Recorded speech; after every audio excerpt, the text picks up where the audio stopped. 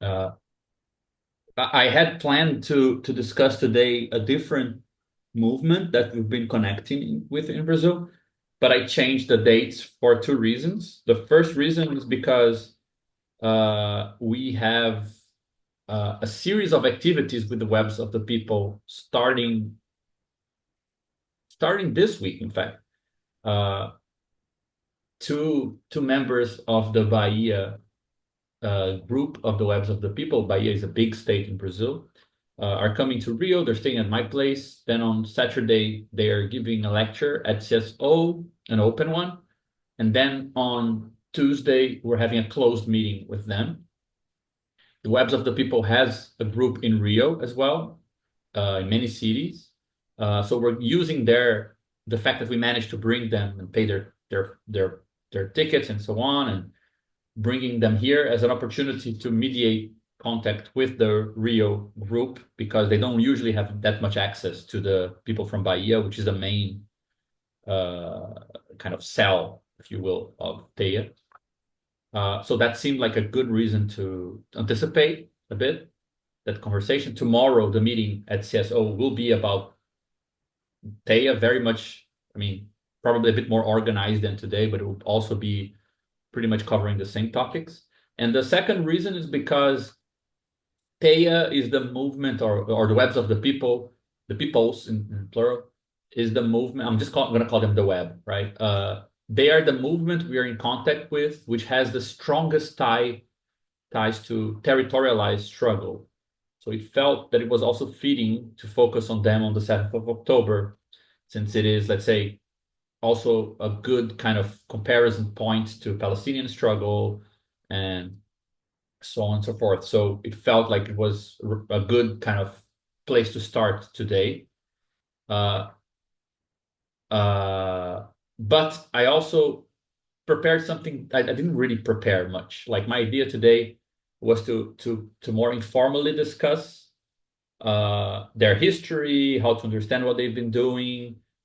Uh, I sent some texts and proposed that people just translate them online. It's very hard to find material about them in English. I think that there's nothing. They're currently translating their main document uh, into English. I think it's going to come out through a Canadian publisher, an anarchist publisher, but it's not out yet. I might be able to get the manuscript if anyone is interested in.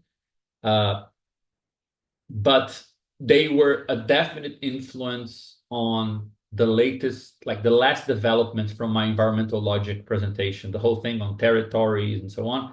It's very much based on their conception of territory, which is different, I think, than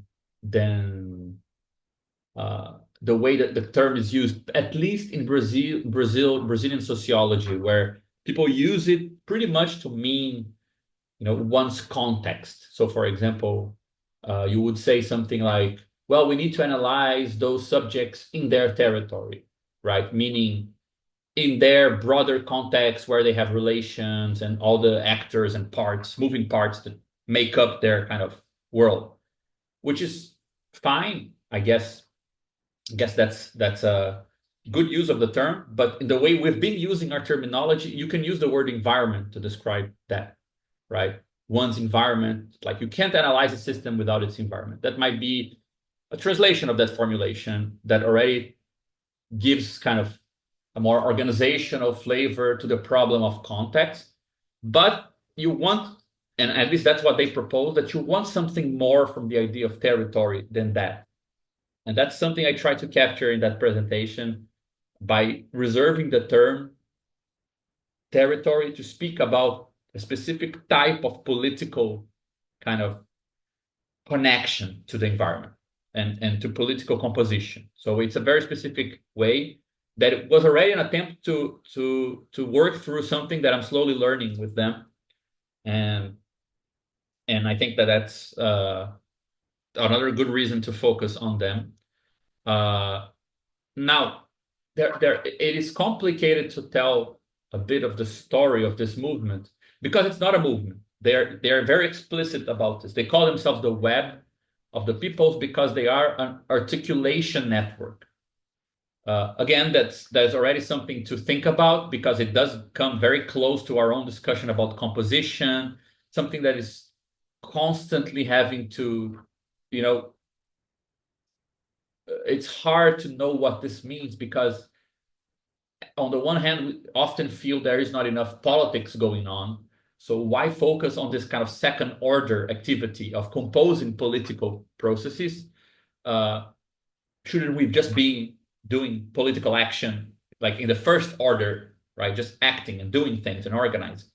And they they have this proposal of yes, of course, all these things need to happen, but the webs is meant to serve as this kind of regional network of connections amongst territories of struggle, right? So their focus is not to produce a movement, and that makes it hard because you even when they do write something and they say what they are proposing and so on, rarely it's in the name of the webs of the people. It's usually, let's say, one of the leaderships writes a book, which is this book I mentioned, and they start the book by saying this is not the doctrine or the position of the webs of the people.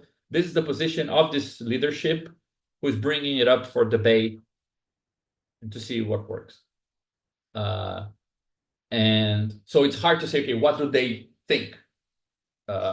You can't really take it straight from a text. You need to kind of take these different texts and or discussions, speeches, and so on, and put them in the context of this constant managing of very, very different things that they need to kind of bring together and connect, right? The only thing I prepared for today, I'm going to share my screen in a different way. The only thing I prepared for today is, let's see, where is it? I just share the desktop itself. Yeah, I have a bunch of things open here. And the only thing I have to guide us here is this little document that I created, which has a timeline.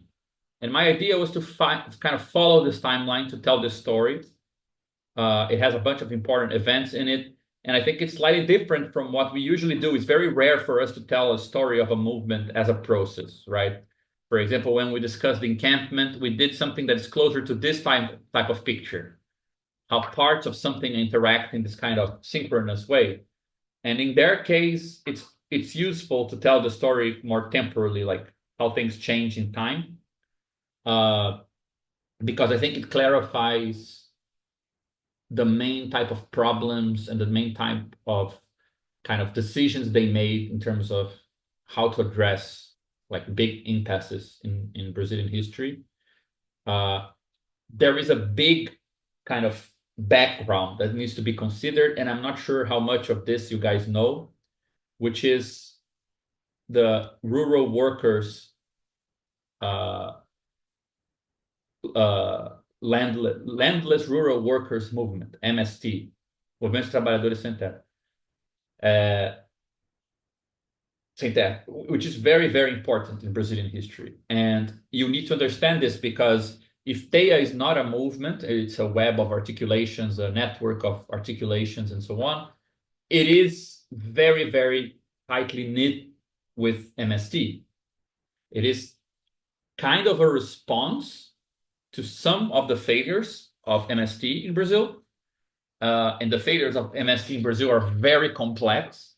And it's something that Renzo and I have discussed often, that the level, the depth of influence of MST, even in political movements that have nothing to do with land movement or agrarian reform, but just the fact that, let's say, once one identifies that they are no longer that radical or that subversive, that type of interpretation has big effects on, courier driver strikes, things like this, and how they are thought and things like this. And especially anti-state or anti-party or autonomist movements. In Latin America, autonomism is a very particular word. It's not really necessarily connected with, let's say, council communist type-ish debates or with anarchism. Of course, both anarchist traditions and council communism in some way have their place, and workerism, Italian workerism has become very important in some distinctions. But autonomism also has a more Latin meaning with the Zapatistas and other movements for whom autonomy is not so much, and this is already a complication, is not so much defined in terms of without the state, so much as defined, so it's not defined negatively, it's defined positively by the relation that they have with the land. And that's not the same, right? When Zapatistas are thought of as autonomists, you will capture less about what they are by thinking that autonomous zones are zones without the state, because that's sure, that might be true to some degree, but they have a positive doctrine of what it means to be autonomous, right? So, for example, the theory of what it means to rule by obeying, that's an autonomous theory of sovereignty, where the people only obey people who they rule over, right? Only obey people that obey them, things like this. Or the way that they think about self-organization and things like this is not necessarily a negative view. And I do think that there is an aspect of yes, there is a lot of similarity to the Kurdish movement, as far as I can tell. I'm not well versed in the history of the Kurdish movement, though I wish I knew more. But there is definitely some connections there. But that connection already gives us a hint, which is when there is land involved, there is substance to autonomy. And autonomy is less of a negative, substanceless kind of term, where your only definition is via the thing you don't want. So land gives a lot of substance to the problem of autonomous political movements. But in Brazil, there is an interesting, strong autonomous movement that is urban, and which has been mirrored on these kind of victorious and failed Latin American experiments.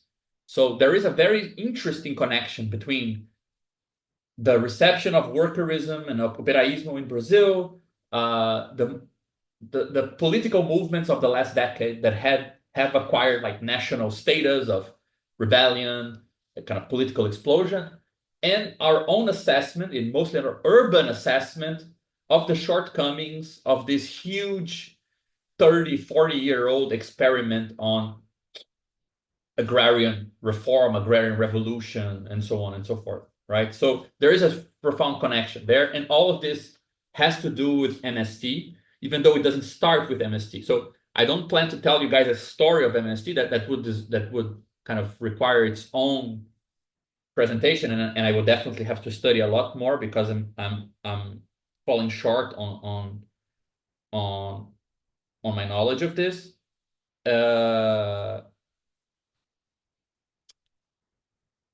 So, but what do we need to know, right? Is that there is I'm taking here the basis from a really good book, a recent book. I think it's a bit too dark for my taste. It's called MST and the Collapse of Modernization. Collapse of Modernization is actually a Robert Kurtz book, right? It was a really, really influential book in Brazil in a certain part of the left. And this author studies how MST fits into a sort of crisis of modernization in Brazil. Her argument is that MST's power, for good and bad, came from the crisis of development policies in Brazil, meaning there was a project for agrarian reform that is much older in Brazil, and I was looking here into some data. Let me see if I can translate this data into English. Just so you guys have an idea of what we're talking about, right? This data is from 2017. So if we looked back, it would be much, much worse. But according to this last research, 25% of all agricultural land in Brazil is occupied by 0.3 of the properties, right?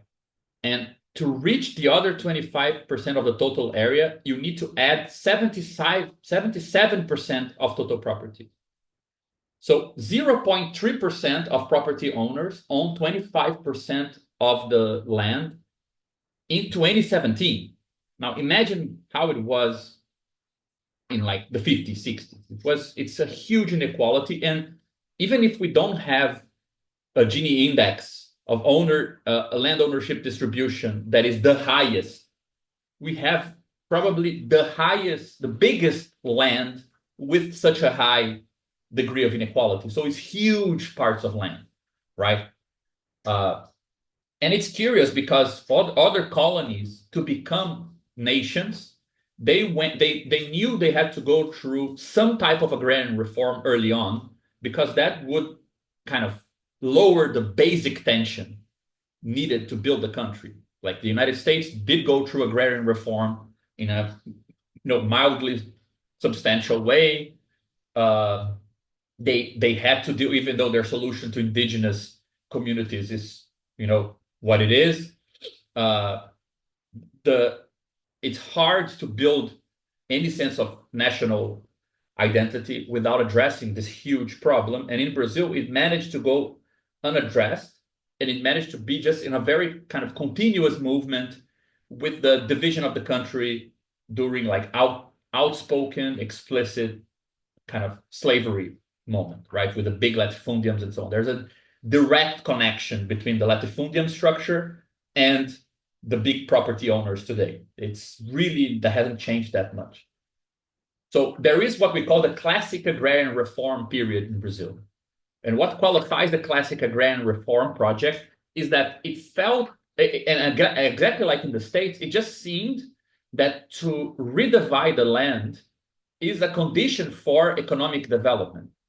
So the argument for agrarian reform is also an argument towards kind of development policies. Well, if you better distribute the land, it will be more productive because such huge properties, they're not productive. So there was an alignment between making land productive and justice, agrarian justice, right? In the 70s and 80s, this starts to change. The industrial process in Brazil starts to slow down. There's the beginning of a huge era of chronic unemployment. We start to see that the technology applied to agrarian production won't kind of, so development and employment and social development, they won't go hand in hand. And this author argues that, well, this is really what gives MST its fuel.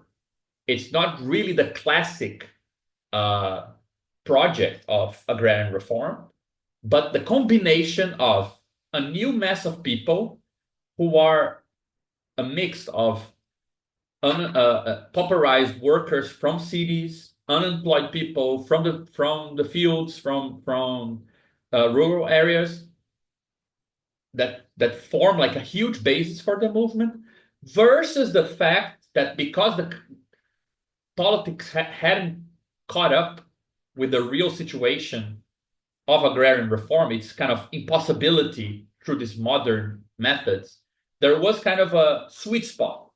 They could grow as a movement with justifications that were modernizing, civilizatory, progressive in the sense of productive, but they were actually harnessing the popular energy of people who were being let go from that project, who would never fit into this productive development-based policy. So that would have allowed MST to grow. And it's interesting because if you see their story, they're created around 84. And by 96, 97, they're actually still going strong. And it's curious, they are radicalizing during this decade, whereas other parties and political institutions created at the end of the dictatorship, which is around 85, they are actually decreasing in radicality during the same decade. So the Workers' Party goes from being a kind of core trade union mechanism uh, to fighting for elections, right? CUT, which is the Unified Workers Central, goes from being like a combative federation of trade unions to becoming again more of an institutionalized force to mediate the connection between capital and labor. But at the same time, MST was actually growing more radicalized, was occupying more land. And we can understand this if we think of MST as being born out of this contradiction between part of it is justified by a modernizing process, so it's not as politically obscene for liberals and like liberal progressives, but it's also fueling its own force by this production of an increased underemployed, non-employed population that is kind of the waste product of this failed development based kind of logic. It's not the same thing. So why is this important? Because the story of the webs of the people starts inside of MST, and it's actually curious. And this is actually very telling of how they organize. It is the story of one specific settlement from one specific land occupation by MST that goes through a crisis, learns something from that crisis, and proposes a different strategy. That is not in contradiction with MST, but it's kind of becomes almost indifferent to it, right? And then it grows from there. So the settlement in question, let me see if I have some pictures here. I might have.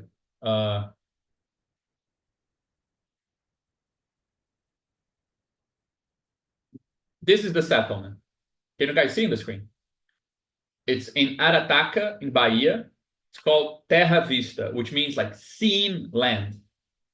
It's not a play on words, but the story that they tell is that the guy who named the settlement wanted to call it Terra à Vista, which is that expression land a whole, like like when you see land, but that's kind of a very kind of colonial thing. Uh, and they preferred to, like, they pretended they didn't understand what he said, and they removed part of the expression. And if you just alliterate a bit, change the equivocate the meaning, you get this other word, which is like seen land. That's how it's called. uh this is Bahia, just so you get a sense of how big we're talking here, right? This is the south of Bahia, and they are here in this side, in this area. And this is how it was in 92, 94. So you get a sense. This is the old farm, the old latifundium that was there. And this is, let me see if they have the before and after photo, which is pretty impressive. Yeah, this is 95. This is today. So they raised this whole forest here, didn't exist 20 years ago. Just so you get a sense of the change they affected to the scenario. But the thing there is that and I mean, you kind of need to tell this story in three levels, because Teia has like a particular, I don't think he would claim to be the leading, the only, but he's definitely one of the greatest thinkers in Teia, which is called Joelson. Joelson is this fella. Let me see if he's in one of these photos. Uh,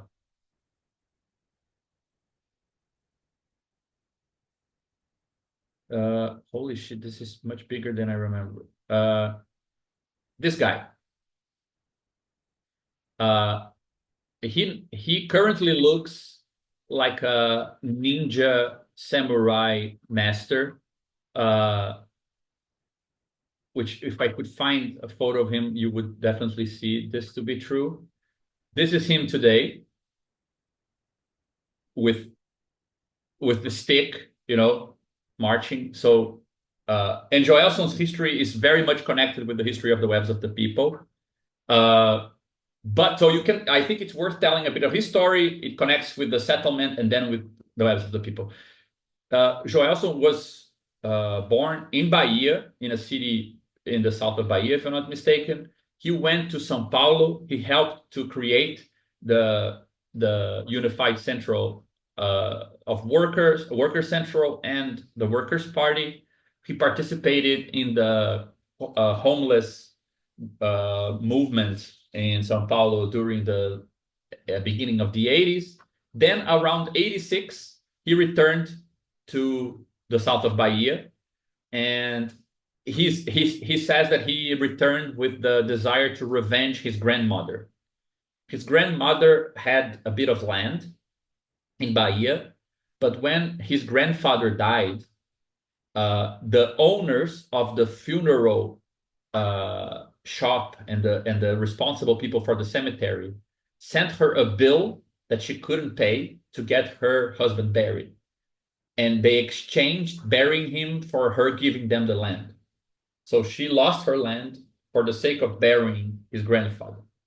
And he said that, well, he went back from that experience in Sao Paulo to Bahia with the desire of engaging in land struggle on account of his grandmother. And he joined MST. By this time, MST was created in 84. That was 86. And he, 89, had already participated in a first kind of occupation that I don't remember if it was failed or successful. But what I know is that he starts planning for 2 years, together with other comrades from the region, the occupation of a big land in 92. What were the conditions for this? That's why I have a crisis here. The south of Bahia was one of the most important productive parts in Brazil, especially for cocoa, to make chocolate. But in the 80s, there was a big crisis of a type of pest called the witch's broom. And it was isolating and destroying the production, and nobody knew how to control it. And this was already putting all the big farms, the big latifundiums in crisis. And their idea was that they would take over one of these dying farms, and they would, because they had the means to deal with the witch's broom better than the owners, they would make it productive again, regardless. So he comes back. They start planning this. They make a very funny remark. The story that they tell is that it was MST's women's collective that spearheaded the occupation in 92 at Women's Day, in a farm that was owned by these bourgeois women who were in Rio de Janeiro in their big apartments. They weren't at the property when it happened. So they make a kind of ironic remark about how that went. So this thing that I showed you here, this is the settlement at the time that they occupied. They just built these like little huts and stuff to stay there. And they had to go through 5 attempts at reintegration between 92 and 94, meaning the police came 5 times to try to remove them and managed to remove them. They came back and so on and so forth until they got the title of the land in 94. This is the type of strategy that NST would take often, which is to take over the land, which is not being used, stay there and fight the police, and at the same time go into the law and try to show that the land was not having a social use. This is a really crucial term for land politics in Brazil. Since the 88 legislation after the dictatorship, it's let's say one of the big victories of the left in kind of shaping that legislation, which is to guarantee that every property, every piece of land in Brazil must have a social use, from habitation, production, whatever. So when they find land that is just kind of waiting for speculation or is or somebody who has this huge piece of land and is only productive on one part of it and just keeping the rest. They can use that argument to win the title of the land once they occupy it, right? So this, from 92 to 94, we can call it the kind of heroic phase. They were very much following the MST method for occupying land and managing to secure it, right? But there was already a couple of things that were interesting at this point. They say that by 92, their slogan was to occupy and resist. Once they managed to secure the land, MST had already adapted its slogan to be occupy, resist, and produce. Why is this a relevant thing? Because producing something on the land was the way they had to secure support from state and media. As we said, the core aspect of is this fair from a legal standpoint revolved around them being able to show they have a social use for the land. We are productive. We're not just vagabonds wanting to take what belongs to other people.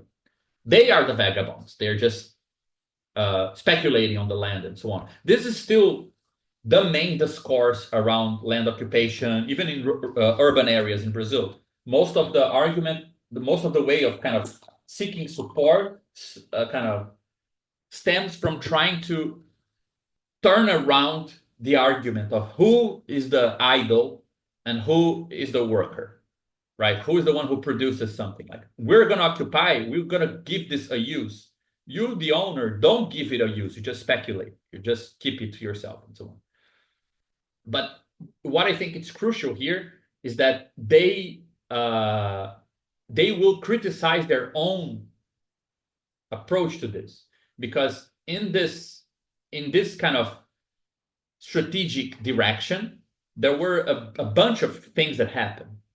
The first is that they employed in this phase here from 94 to 2000, so from 92 to 2000, a bunch of methods of work that were developed by MST more broadly. And MST, even though it was founded in the middle, this kind of mid-central area of Brazil, it developed much quicker in the south.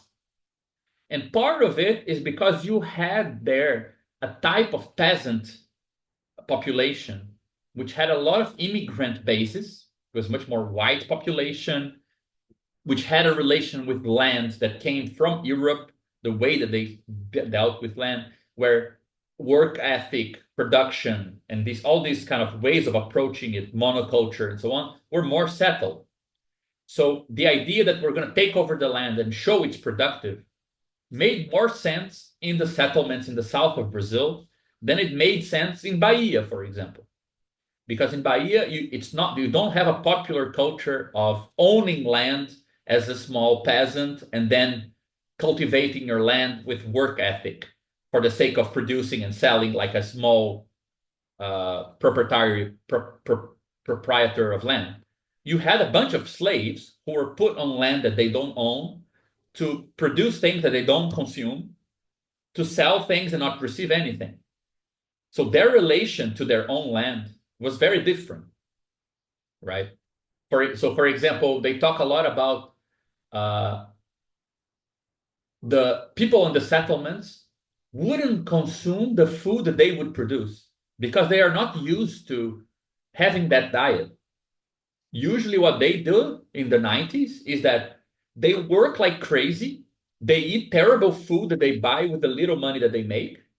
And the things that they're actually producing are consumed by a third party, potentially sold to another country even, right?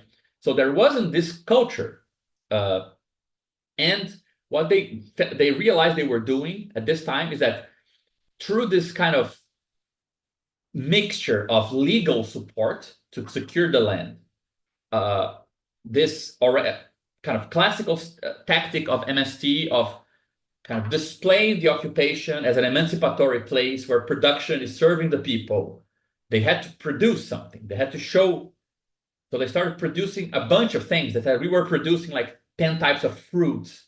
We were producing all these different things. And they were producing this kind of monocultural sense. We would just kind of divide the place and different places would produce different things, and we would show what we were doing. That would create this kind of supposedly virtuous circuit, right? Where you would have something like, I don't know how we could write this, but it's something like you you produce.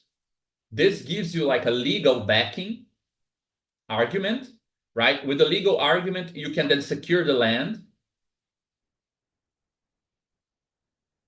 and then you have a commitment to use the secured land to produce, right? And the problem here is that, well, what we are producing is actually not for ourselves. It needs to be produced uh, for the sake of guaranteeing the legal and kind of media justification for securing the land, right? Yeah, I don't need anything here. So what happened in this period? A part of this legal process, they managed to secure a lot of funds through MST, through MST's connection, to invest in kind of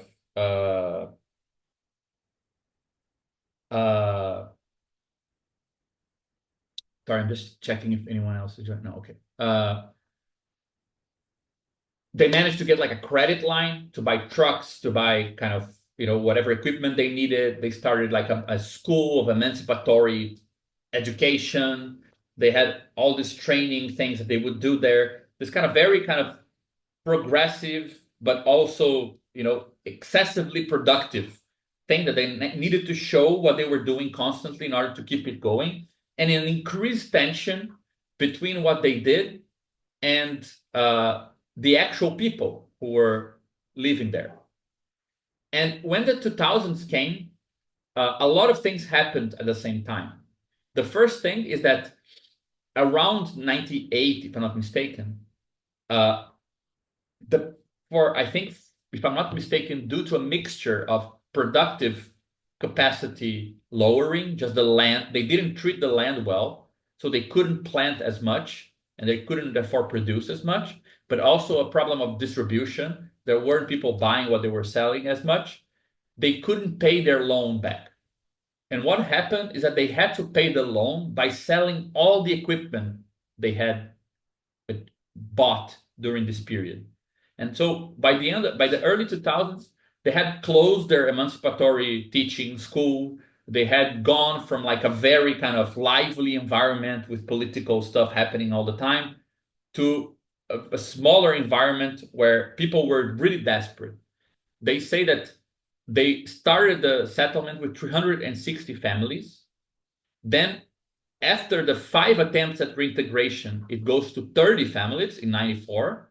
Then from 94 to 99, they managed to grow up to 100 families, but they say families with no hope in struggle. They were just working the land that under this premise of we need to work it as best as we can so that we can sell it, so that we can pay the loans that we made, so that we can justify that this land belongs to us and so on, right? It's 900 acres. It's a really good piece of land with a lot of kind of logistical kind of outlets and so on. It's a huge area. So what happens around the 2000s? The first thing is that they kind of managed to pay off this debt. I think it was like the house of millions of reais, which is like $1 million or something. By going backwards in what they had achieved. And this leaves a really huge mark in their kind of experience. They say, okay, growth based on this type of production and this type of connection with the legal mechanisms that justify the land and that allow us to have opportunities to grow through financial help and so on, these things can all be taken back and we can revert back to having nothing. At the same time, this is when Lula is elected. And if you were part of the agrarian reform movement in Brazil, you would expect to see big changes in agrarian reform at this time. And we saw government having actually a much more troubling experience pushing for the agrarian reform in Brazil than before. at the same time that MST changed a lot of its strategy at this time. Because what happened is that now they had an ally in the state. So rather than breaking further with the state, they could integrate themselves even further. They could use better lines of credit. They could find support from the juridical side of the government to approve more easily that their settlements, occupations were viable, and so on. So you can see the discrepancy.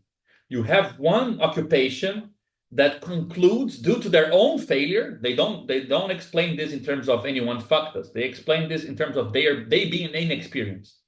They say we thought we were doing a great thing, but we were actually capitalists. That's their own statement. We were capitalists. We were looking at the land as something we need to extract this much amount from it so that we can still keep here. Therefore, we need to grow on top of the land, and we were destroying the soil, and we needed to make this kind of machine work.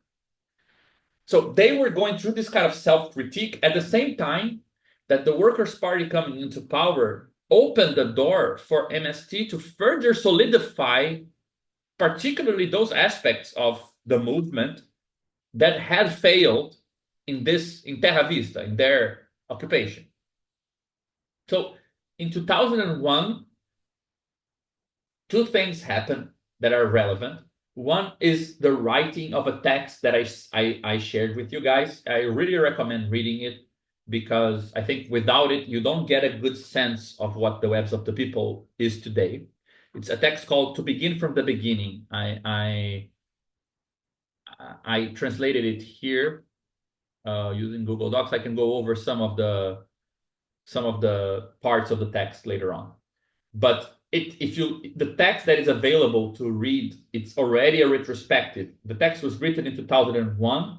It was revised in 2006, then revised again to be published in 2020. So you can see it's a text that they are constantly kind of reworking, and it's not exactly a text that they like to suggest people reading. It's kind of a hidden text that got lost, but I think it holds the key to a lot of things. So what is this text? It's a text written by Joelson, that guy I showed you. And in this text, he makes this claim here that I think it's very relevant to what we were discussing. He says, let me see if this is the part. No, it's better to read it here.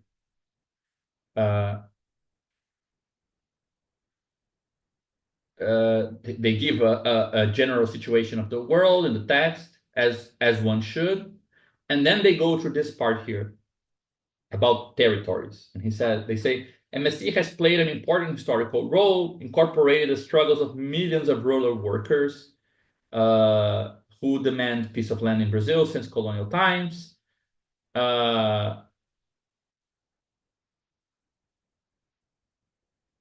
It evolved when it recognized that only a broad transformation of the entire structure of the country, not just agrarian reform, could redeem the movement from its past naivety, forcing it to chart a new path from now on. What should be done?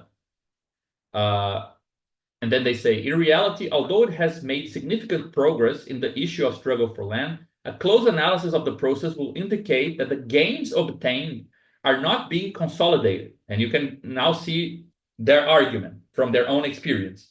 They gained, it wasn't consolidated. So much so that this gain in MST remained vulnerable. Socializing the struggle means preparing for new clashes, both in terms of consciousness and materiality. In short, creating a defense front that ensures the gains already obtained and embraces perspectives for new ones. And from this point of view, you need to review the concept of territory or territorialization, right? Meaning, what does it mean to occupy land? How do you evaluate? How do you measure that? And you can see that their issue is we've just went through an experience of gaining and losing. That means that just being on the land, occupying the land, having that as a measure is not helping us to gain power, right? Then they quote the training notebook from MST, where territorialization is defined as the process of conquering land. Each conquered settlement is a fraction of the territory of the landless. The fight for land leads to territorialization because, and this is the crucial, when conquering a settlement, the prospects for conquering a new settlement open up. Uh, this is an very interesting formulation because it suggests that when you measure the political gain of a settlement by the opening of other settlements that it allows you to start thinking about. But they criticize this and they say, as can be seen, the concept is what's measured over time, just a chain process without comprehensive content that assures the functionality of the system and its maintenance. Meaning, it's a quantitative sense of territory, right? Meaning, what MST is measuring is how much land, right? The land counts, settlements count as a fraction of the territory. They count as a quantitative portion of the larger territory of the landless workers movement. And their point is that look at this. This is crazy. People who read what they do today, because today they have no Marxist jargon whatsoever. That's why I think this text is relevant, because they abandoned the Marxist jargon because they're Marxists, not because they broke with that tradition. They say it's therefore necessary to deepen discussions on territorialization, giving it the character of an embryonic form of state, understanding state in the classic Marxist sense of bureaucratic and military defense apparatus. A state cannot sustain itself without an army. So their point is, we had gains. Without consolidation, we can backtrack. This backtracking will get lost if our measure is quantity of land, because we might have preserved the quantity, but being incapable of actually accumulating any power. And we would be better equipped to evaluate our power if we thought of this territory as a parallel state.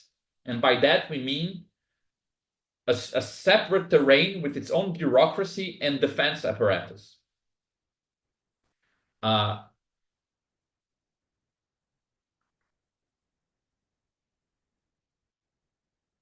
See you, Rafael. And their whole point is that this is not to mean we should just put arms in the hand of everyone, right?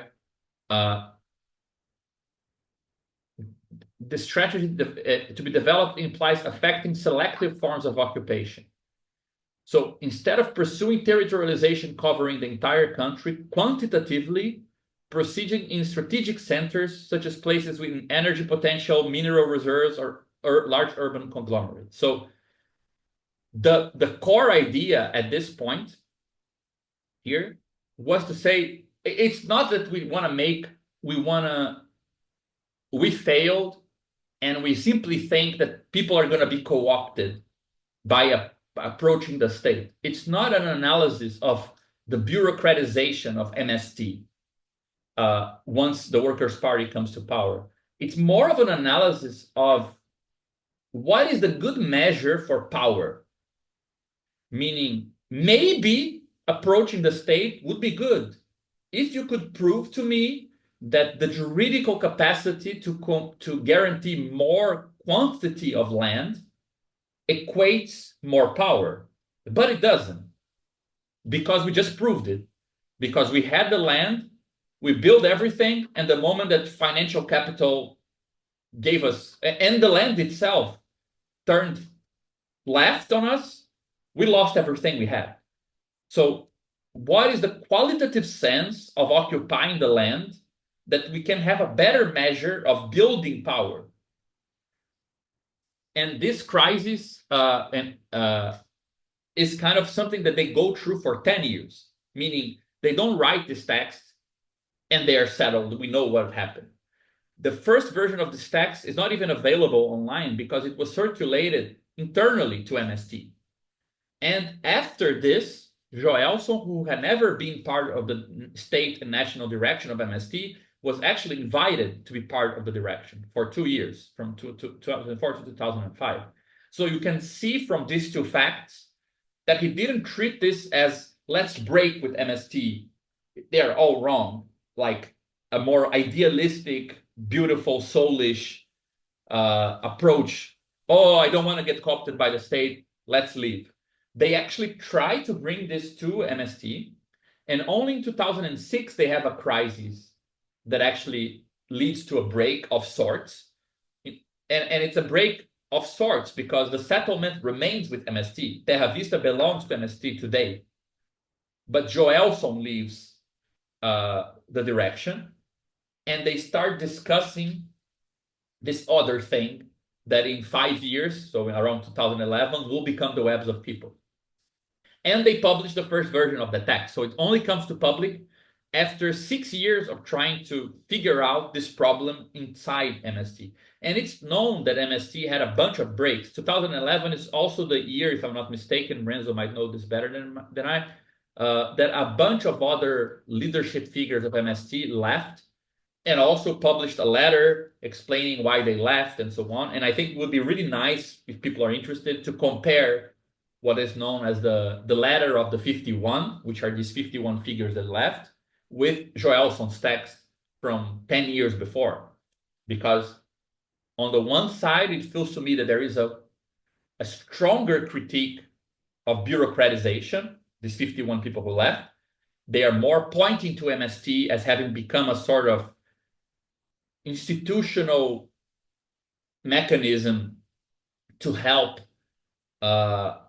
mediate the contradictions in Brazil. So who gets a bit of land is also a way to kind of accommodate the tensions and give people crumbs and to organize pauperized populations without really giving them any power in a bureaucratic machinery that's kind of very much integrated into the state and capital. That's one reading. And Joelson's reading doesn't seem to be exactly like that, to the point that he didn't leave MST, as I said. He thinks it's the most beautiful thing to have ever happened to Brazilian politics. So clearly, it's a slightly different vision. But so this is the first part of the crisis, right? What happened to our settlement? We did everything by the book and we fucked up. What does it mean to have discovered that we were capitalists? First part. Second part, what does it mean that MST is doubling down on the legal strategy, right? And this is important because that's not just a side aspect. To focus on the legal capacity to acquire and secure land means to choose land differently, right? If you're looking to build a movement that can count on lawyers and being the vanguard that will justify the title of the land falling back to the people and leaving the hand of the proprietors, that means they're going to select land not based on what Joelson just said. Is it productive? Is it energy plentiful? Is it strategic? That's not the main concern. The main concern is there a legal case, right? Is there a legal case to get this land?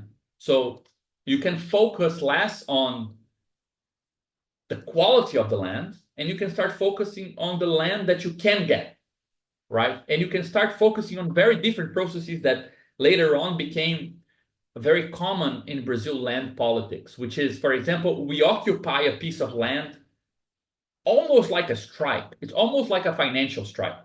We take hold of a financial asset from a proprietor who's not using it and keeping it for speculation. They will come at us with everything because they're losing money while we're there. And we don't expect to stay there. We expect to have a bargain with the state that will give us another piece of land in exchange for the piece of land that we kidnapped, so to speak. So you don't occupy the land you want. You occupy the land that will have legal kind of weight in this bargaining battle, right? I mean, I don't like treating these things as if they're just, oh my God, see how they got bureaucratized and so on, because there is power in that as well. I mean, that's something, and that doesn't happen in most countries in the world. So that is definitely something. We have very high standards for land politics in Brazil. But it is the second aspect of the crisis that we were talking about, right? We failed. Who were we? What is MST doing? What does it mean to double down on this legal strategy as the core strategy? Uh, and the third thing, which I think is a double aspect, and that's why they call it an internal crisis. Internal because it's internal to MST, but internal because it's internal to the settlement, Terra Vista. It's because they say, well, we realize the level of split between the population of settled families and the values of the movement. And I wonder, this is not something that is made explicit anywhere, but in conversations that I had, I feel that it might have been an aspect as well. If you look at the history of leaderships in MST, even though it's a very, very popular movement and it has a huge and very rich history in the country, most leaderships have been white and from the South. Joelson is a black Baiano. I think that he might have seen a thing or two about what is, let's say, the organic culture of MST, in the sense that it is more attuned to the peasant culture of immigrant families, Italian, German, families from the south of Brazil, as we were talking in terms of work ethic, but also relation to the land. And this idea that, well, there is a discrepancy between these methods that we apply and the actual people who are having to apply them, that creates an alienated culture of labor inside the settlements themselves, because these cultures don't align. They don't feel like they're just doing their own thing with the land that's now theirs, right? So this is a third aspect of the crisis that has a double meaning, double sense. The first is the people, the second is the land. The first is let's start with the land, because as we said, they didn't take good care of the land. They didn't know how to use the land of the settlement that they had. They just tried to produce like crazy and they destroyed it. And what they learned during this internal crisis year was this practice called permaculture. And in Brazil, we have, sorry, let me just, John, do you want to intervene? Maybe it's better if you just say something. Oh, I was just gonna say like that transition you said from kind of like going from a qualitative strategic assessment of land to how well you could leverage the legal system was very similar to the evolution of the homeless struggle here. Because at first we were looking for land like, okay, what's safe and has utilities but won't piss people off, blah blah blah,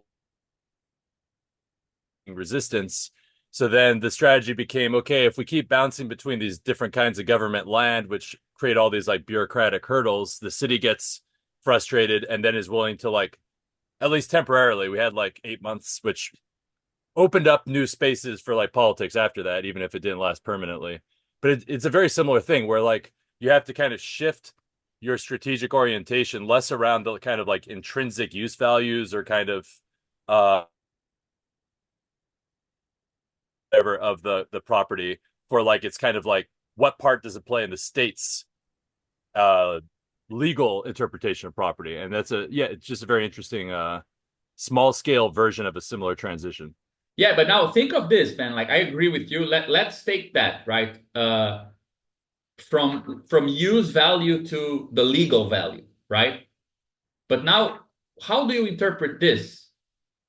The new strategy to be developed implies affecting selective forms of occupation instead of pursuing covering the entire country, quantitatively proceeding in strategic centers, places with energy potential, mineral reserves, or this is not use value. This is political value. It's a secret third thing. And why am I saying this? Because this will become very clear by the way they leave these crises. Because when they leave this crisis, they leave with an equation, which is army starts with food sovereignty. You cannot guarantee a popular army in Brazil if you cannot feed people on your own. If you cannot feed people on your own, you need the other. If you need the other, they can cut your food and then you're fucked. So that goes to show it's not just use value. And that's why I'm getting to the idea that territory for them doesn't mean social context, doesn't mean social connection to the land, means political connection to the land. And that's slightly different. You don't want just to have a use, because that's what they were doing with the productive uh, aspect. It wasn't based on exchange value. They didn't have to show it was profitable. They had to show it was productive. And to show it's productive, you just need to show you produce use values, right? They The argument can be seen as saying it's not enough, or it's not even what we should be aiming at, producing use values. We need to produce things of political value. What's the political value? The value of building the army of the peoples, which needs to be to eat without depending on our enemies. It's a really, really radical idea. And that's what they call territory. So you see, I don't think it goes against what you're saying. Definitely, that's a necessary distinction to see the difference from like qualitative to quantitative use of land. But when they criticize the quantitative, they're pushing to a type of quality, which is not just let's take care of the land, let's make sure what we plant here is useful, and so on. It's almost as if they're saying something like to focus on use value is still to focus on value. And you to focus on being Actually, productive. I think that actually makes a lot of sense because the place that like long-term temporary camp ended up setting up would be something that we selected much more under this logic. Like it had a very central place visually. It was much easier to get resources to. It was logistically a good place for homeless folks to be able to get around. Blah blah blah. But I think there's also something interesting to note here because for us, Mode B has been both like the like legal regime of property, but also resources. And like in that consideration of territory, there are some like logistical considerations. So there does seem to be like a movement towards Mode B, like almost two stages of Mode B, like this kind of strategic political and then this like legal jurisprudential. And one's more kind of like, one is more like we need to play it because that's the dominant system within which we're like pushing against. And the other is more valuable for what we're building itself, like food autonomy, or to talk about like in another context, the other group you presented on with the 10 columns, right? Like where they've got all these various kind of like components that come together. Yeah, they have a Um, lot to do with each other. Yeah, so yeah, no, so I think even yeah, again, like that middle party is even there too, and also yeah, separate from use value. I but totally agree with that. yeah, I just think that that's. I don't think it's contradiction with what you said, but it's worth emphasizing. So, how do you see that? And then I would say that there is a difference between where they were with this project in 2005, 6, and that's represented by this text, and what happened between 2007 2011. Why?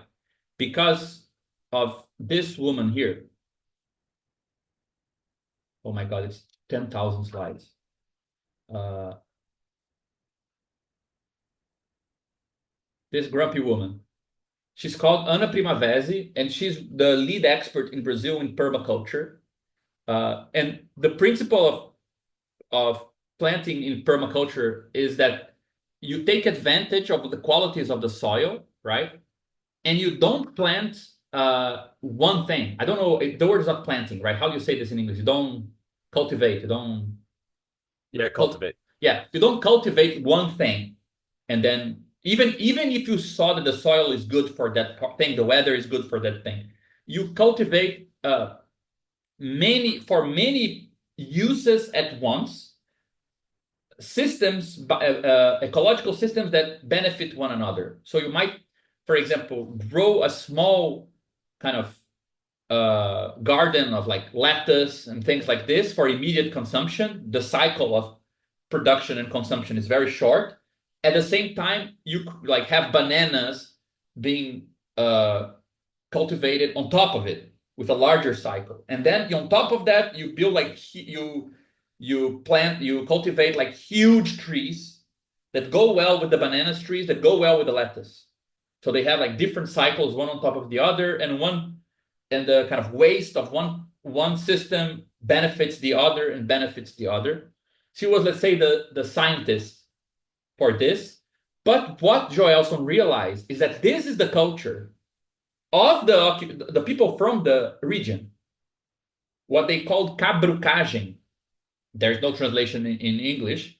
Cabrucagem is a method of cultivation where you you plant and you cultivate different things on top of each other because you know how they interact. And that kind of complex system of cultures actually enriches the soil. And it was by getting people's kind of knowledge of the land, uh, mediated by her, who gave them this path, and the indigenous populations from the south of Bahia, that they managed to make the soil of their settlement good again. And they managed to produce again and pay their bills, their debts. So not only were they convinced that there was that schism we saw, right? MST was taking a different direction.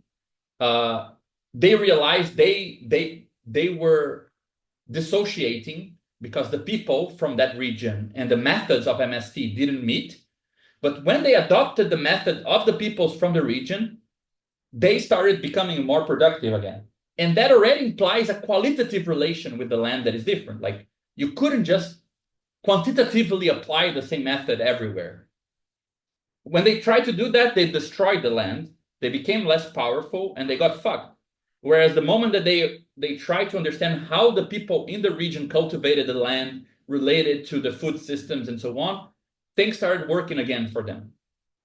And that gave them the very concrete reason to start building an alliance with the quilombolas, black populations, and indigenous populations of the region, because they knew how to treat the soil, and MST didn't know how to treat the soil. So, and it's amazing because if you take that idea, which comes from the way they dealt with the land, if you extrapolate that to a political process or political strategy, that's the web of the people's strategy, right? Uh, sorry, cabrucagem, exactly. Uh, the method of having a bunch of political movements and trying to find in which way one irrigates the other, helps the other, enriches the other, which is what the webs of the people tries to do. They started doing that first with their own land in the settlement, right? So a lot of things start happening at that time. They changed their slogan to this new slogan: healthy soil, healthy cultivation, healthy plants, in fact, healthy trees, and so on. That leads to a healthy being, a healthy creature.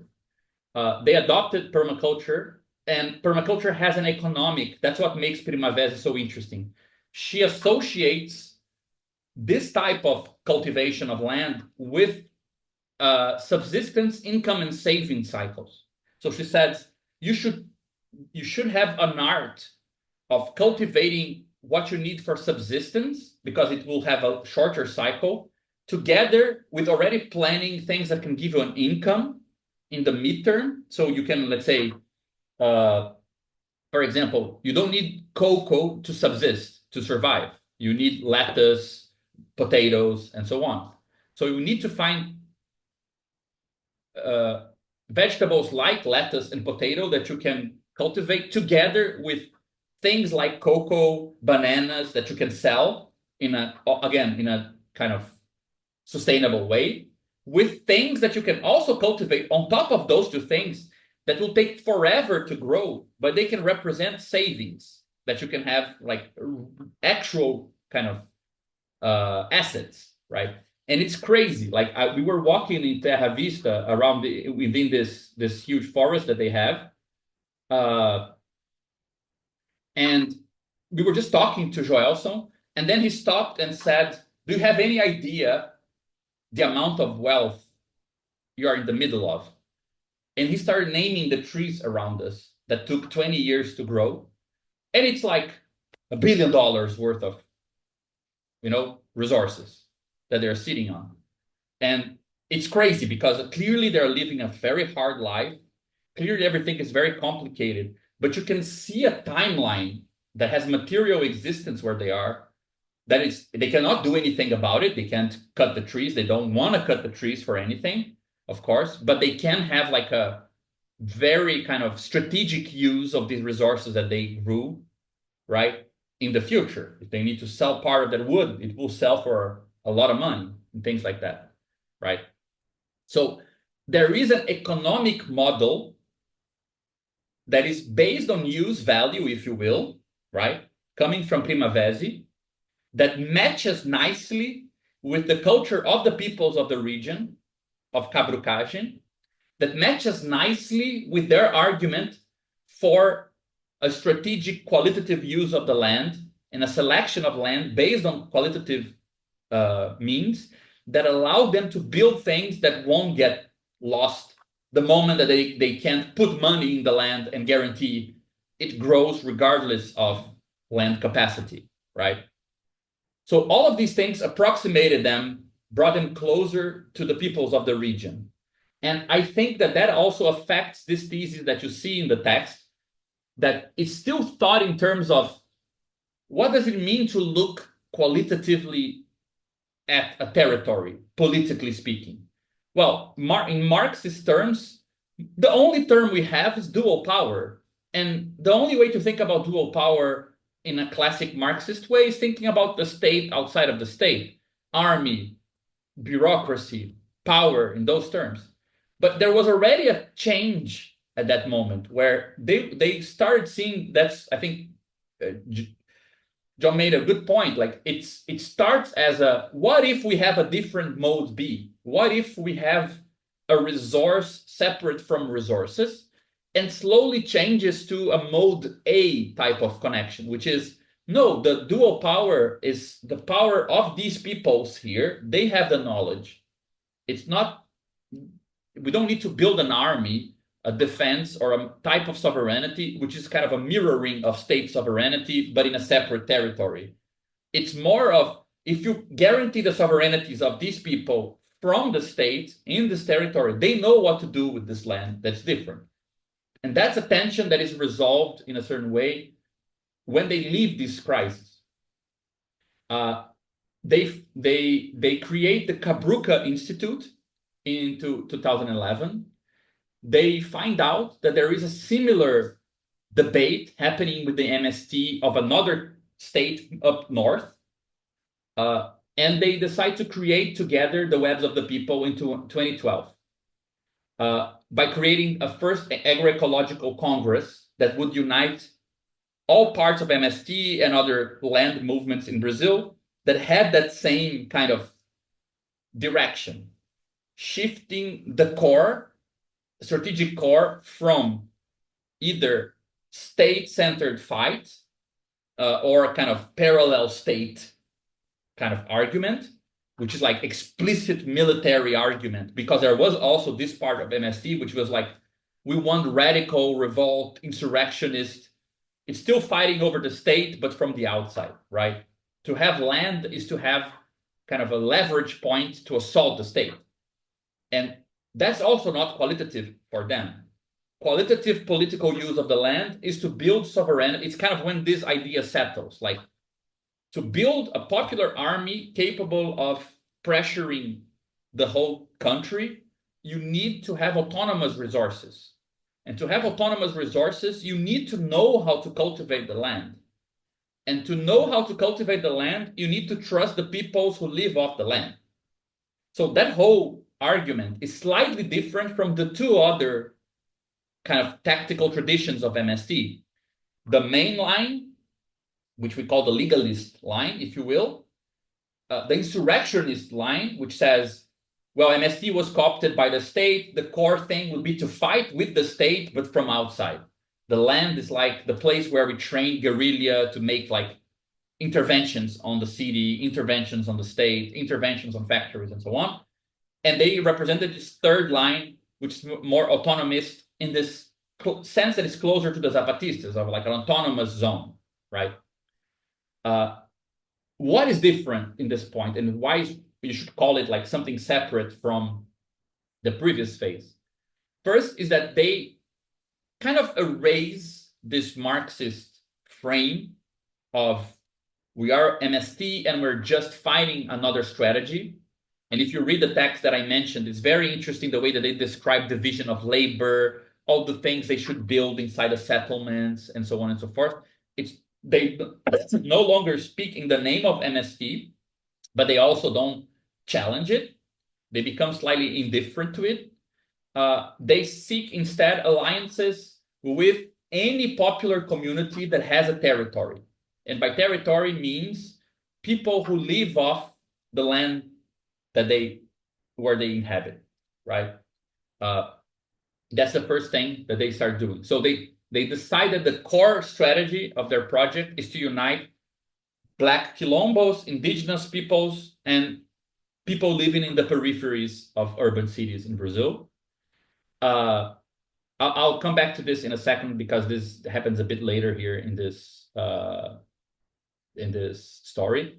Uh, they start spreading once they make this call for let's create an articulation of the land movements based on the knowledge of the peoples who live off the land and not based on a top-down kind of organizational structure. They spread to like 12 different states in Brazil. Today they exist in a bunch of states.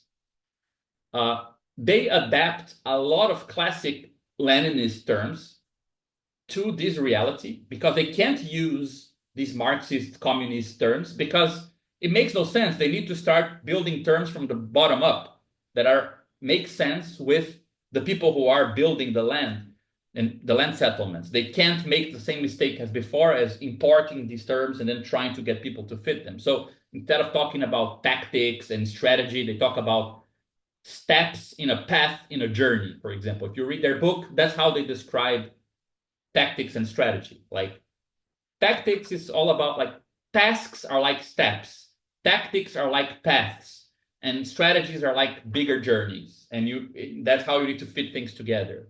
They turn into a very important cornerstone of their politics, the difference between doing and building. For example, you will see Joelson saying things like, we need to stop doing things because what you do can be undone. And we need to start building things because that's what it means to consolidate something that cannot be undone. So that's kind of a general direction that kind of absorbs that lesson about we did so much with the settlement and it was all undone. And also the lesson of we need to have a qualitative political relation to these territories rather than a quantitative strategy. So that means we need to build things rather than do things. And the third concept that is really crucial is that they start organizing the webs in terms of links and nodes. Nodes are territories, meaning nodes are places where people live off the land and they defend their territories, they stay there, they have a connection to it. And links are all the supporters of the nodes. So for example, CSO could be said to be a link, but we're not nodes. We don't have land, we don't live off the land, we don't cultivate anything. And in the webs of the people, only people who are in territories can have decision power. So we have no right to speak or to coordinate or to propose anything. We can support, but the leading process is only by those who live in territory. Since they are not a movement, they are not in contradiction with MST. So a lot of nodes are MST settlements, but they will send people to Web of the People's coordination meetings, and they will decide together how to do things, and they might or might not apply, right? Apply them in their places. We go back now to this alliance that yes, they are. I think that they are dual powering MST, but and now comes. I'll skip what I was going to say and go straight to this point. Now you can see why it's not mode B division, but it's actually something else. Because Joelson is a huge fan of Chinese philosophy. Like he reads like Lao Tse, Confucius, and whatever. And he says that he learned from them, but it's funny because it's also a very profound, very strange thing that I still don't understand very well. There's this very strange pipeline between Amerindian cosmology meaning the kind of worldview of indigenous peoples in Brazil, of some at least, and Chinese philosophy in some sense, some aspects of it. So, for example, the core of this is what they call the method of the example. The method of example, you can have two things. Like he takes this from Confucius, where Confucius say the best way to lead is to create the solution in a small scale. And if people reproduce it, it's because it was the solution. If people don't take it up, it's because it was crap, pretty much summarized. And that's also something you find in a lot of indigenous communities in Brazil. So, for example, I've heard this example many times. People who, let's say, you are the chief of a certain community. Uh, if I want to challenge you, or maybe just spontaneous, nobody's challenged you on purpose, but let's say you decided for A. Let's say people you want to build something in this place. If I build it somewhere else, I propose to build it somewhere else, I start building it in somewhere else, and a lot of people join. What the chiefs will do is that they will say that was their idea all along. So they are kind of led by the example. If you build something, it has priority over the mandates to build. You change what the mandate was to accommodate what worked. So the example leads what you do. And I think that has a lot to do with what they are, in which sense they're dual powering MST. They're not struggling over it. They're not like no classic leftist thing. I'm in a party and I'm fighting over the direction of the party. They are not fighting over. It's dual power without fighting over. It's just we're gonna build something else. You can see if you think it works best for you than what you currently have, and we facilitate you adopting it if it's a good idea. And they do this inside the settlement. In Terra Vista, uh, Joelson, for example, personally, he's not in the coordination anymore. He's not a coordinator of anything. He's just there roaming. Uh, and he has his own piece of land. And he roams around and he sees what people are doing that he thinks is kind of stupid. And then he goes and does it in his piece of land in a better way. And he doesn't tell anyone. And he doesn't like tell anyone to do anything. But then people go by and they see this, oh, this is really good. And then they go and repeat it. So nobody told anyone to do anything. But if you have a better solution, the tendency is that it propagates. So that method it's very much the method that they apply within the left. So you see, it's a very strange, uncommon mixture of let's build an army and have autonomy because the future is outright civil war against the poor versus let me very gently build an example so that other parts of our ecosystem might adopt it. You have those two things existing in the movement, right? Uh, and this, in the middle of this, there is a strategy for this alliance because they need to articulate indigenous populations with their needs, quilombos with their needs. But the core of it, which I say is the most radical or at least most counterintuitive thesis for most, and I can say this with some experience because we've tried to publish some of Teia's ideas, and I could see how foreigners from outside of Brazil reacted in different outlets. Like they felt it was totally far-fetched. But their idea is that people from peripheries should return to the rural areas. They think that the cities are doomed and that part of the alliance is to allow peripheral youth to return to these settlements to build it and to integrate themselves in that process, which is very uncommon because the consensus today is that cities are the future, everyone is moving towards the city, and so on and so forth. And that's not how they see it at all. And they have an argument even that this is a way to counteract climate change. Because if you are a poor person living in a favela, you're by far going to be most affected by floods, storms, because you have very little infrastructure in your favor. So moving out of these risk areas and back towards the project that they are developing, they see it that way. And but curiously enough, they don't describe it as come back to the fields as if you're returning to a rural past. They describe it as if whatever they are building is the next thing after the duality between rural and urban. So they don't see these settlements that they're building where they're trying to integrate political vanguard with the knowledge of indigenous people on how to grow the land, with all these things. They don't see it as we're backwards or we're returning to a past that was lost. They see it as this is the most progressive, advanced thing you could do. So there is no discourse of nostalgia or return. It's actually like a step after, you know? It's very particular in their the way that they approach this. And uh yeah, I'm getting to the end, guys. We can just open to more conversation. But uh still like really interesting things you can see in their project is that uh so they use the Terra Vista settlement as an so Joelson has parts of the settlement serving as experimental examples to the settlement as a whole, and they use the settlement as a whole as an example to the Teia as a project, and they use the Teia as the web of the peoples as a project as an example to MST, and so on and so forth.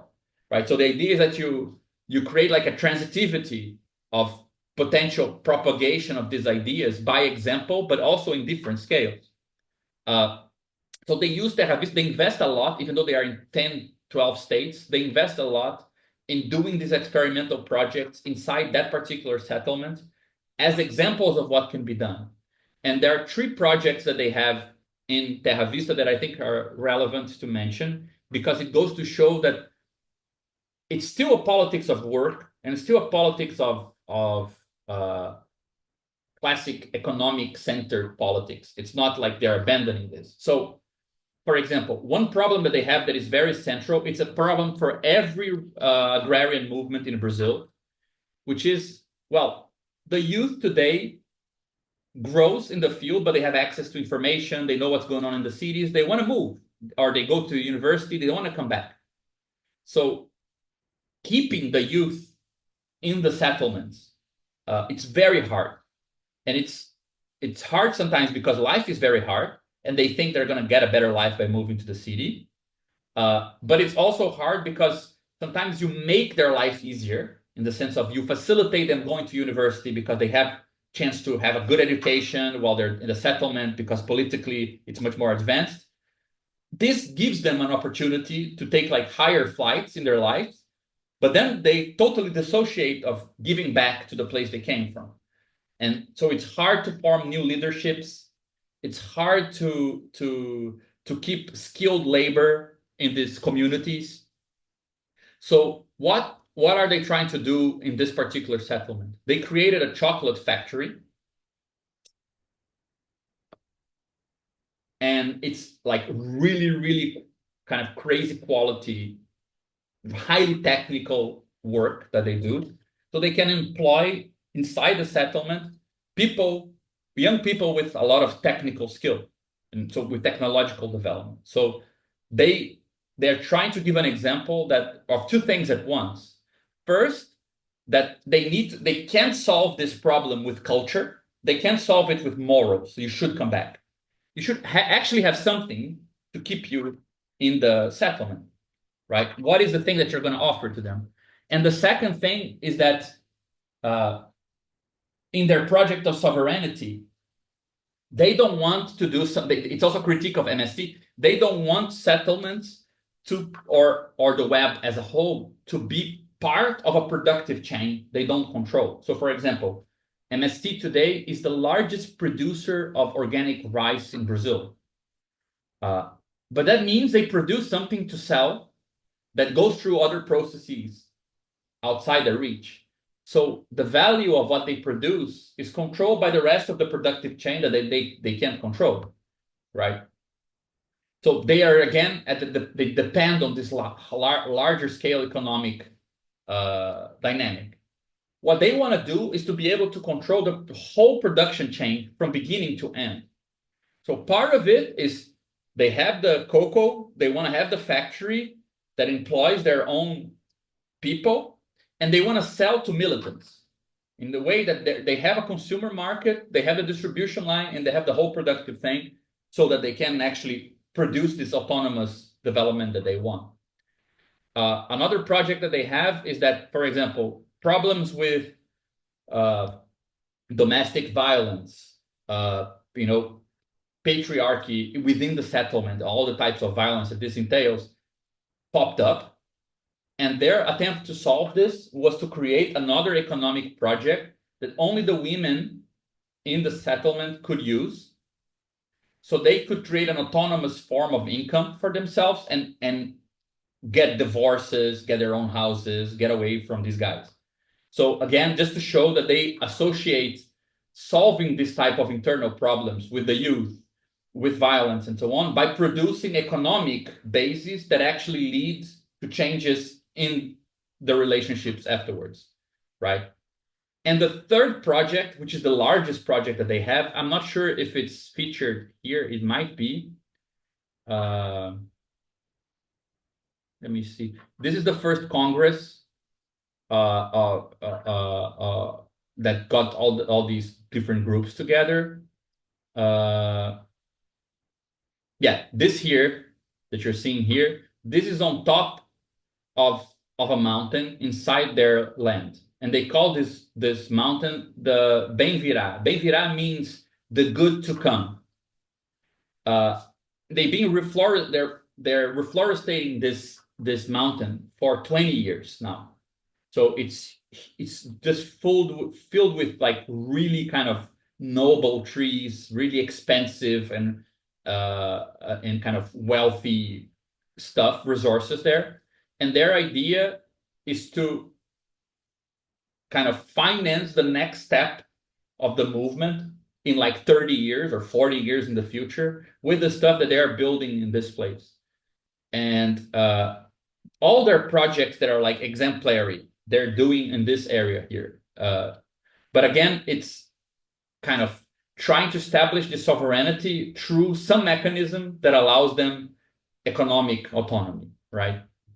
Uh, and yeah, so this is the recent movement between 2012 and 2018.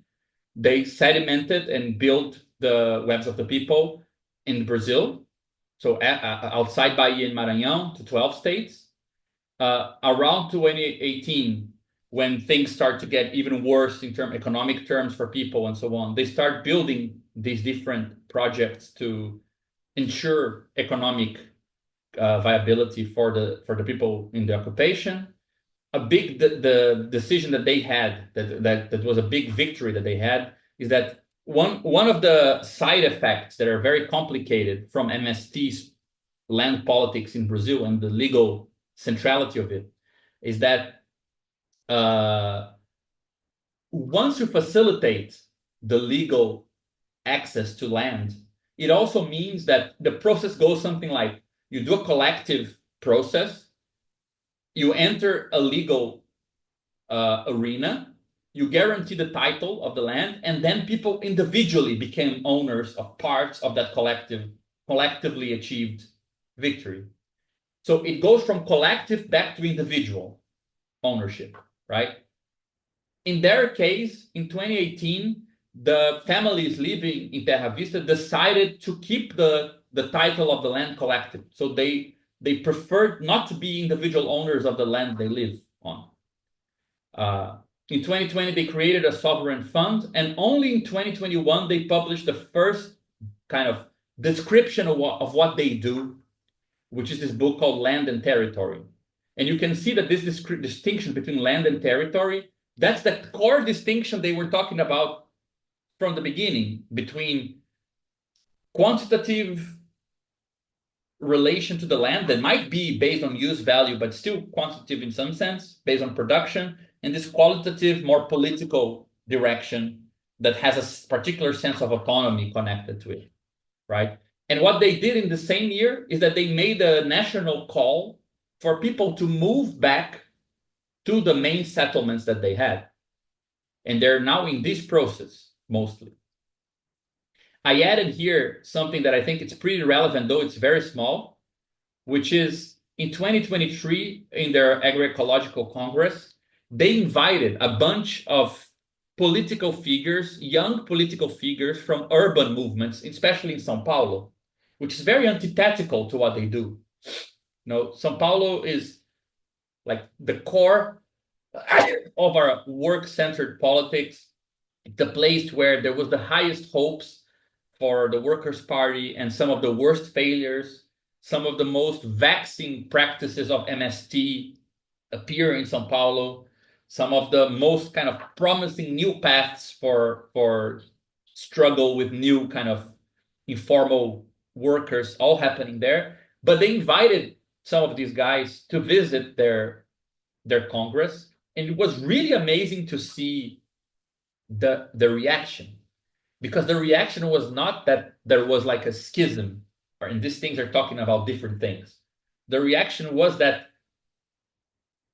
like, if you just read what this kind of one of the informal leaderships of, or one of the at least most well-known militants connected to courier strikes in São Paulo had to say, you could see that they filled a gap in something he was trying to say. And it goes back to what I was saying in the beginning, this idea that there is a kind of orphan autonomism with no substance, that is very like based on circulation struggles, logistical struggles, interrupting flows of capital in the city for people who have nothing, versus this autonomous tradition that was thought to have been lost in Brazil because MST wouldn't no longer represent it.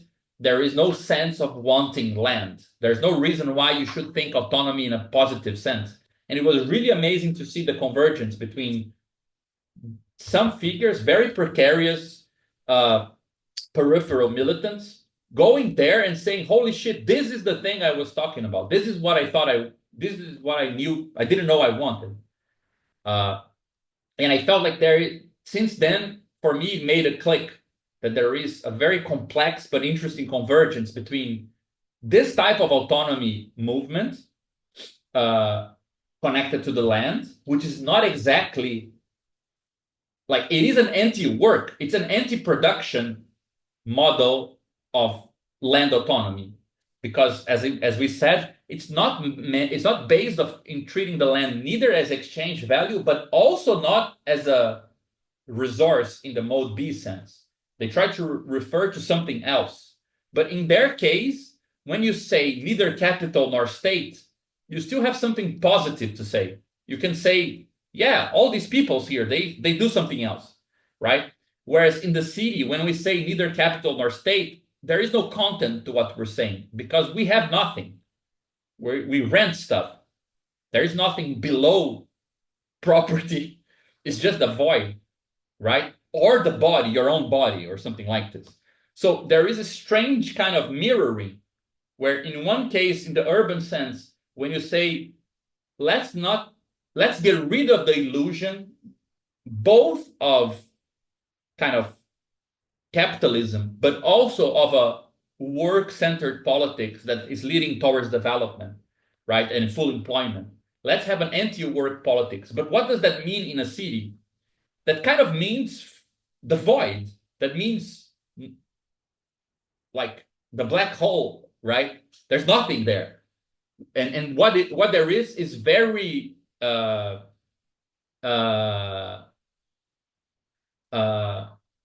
yeah, sure, John. I'll paste it there. Uh,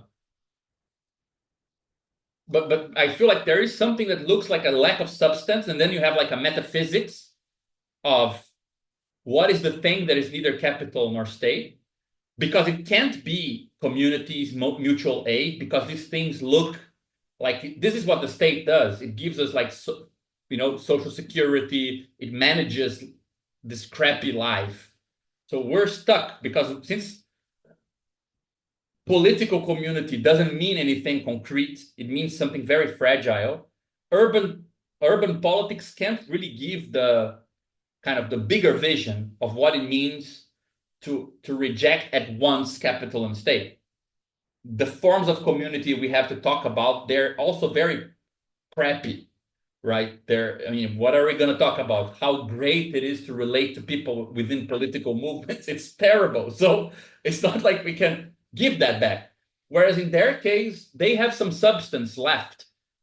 and they're worried about building that type of other thing that you can fall back on, right? And uh, this is something that gave me this idea that I think we spoke about this when we were talking about environmental logic, right? Because the idea that I had is something like this. So you have something like an organization here, or some point, uh, and you have some other group here. And what do we? And it can be the same group in time. This can be a passage of time. But what is a territory? A territory is the capacity to influence something that is not political in a way that you can retrieve that form later on. So this can be time or space.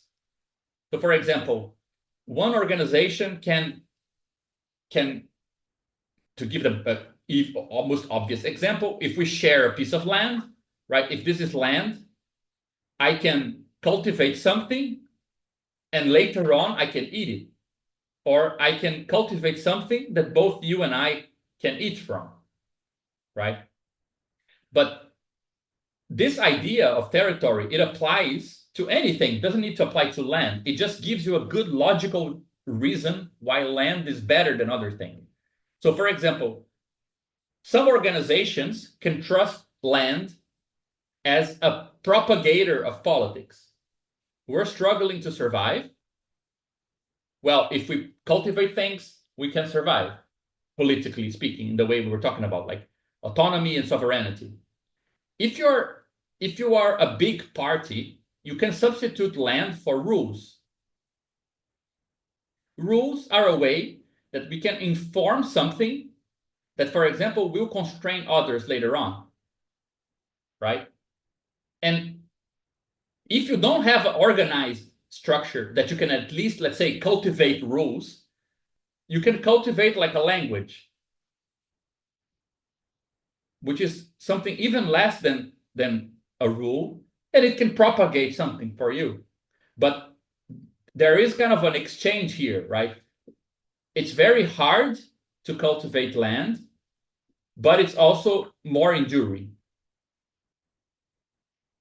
Rules are less hard than land to cultivate. It's easier to find. As long as you have a couple of people, you can come up with a new rule. But as long as people don't follow the rule, it doesn't exist, right? So it's less enduring. And language is even less complicated to find. But as soon as somebody equivocates, you don't have any endurance anymore, right? So you can actually see that there is something like this is more rural based politics, and this is more urban based politics.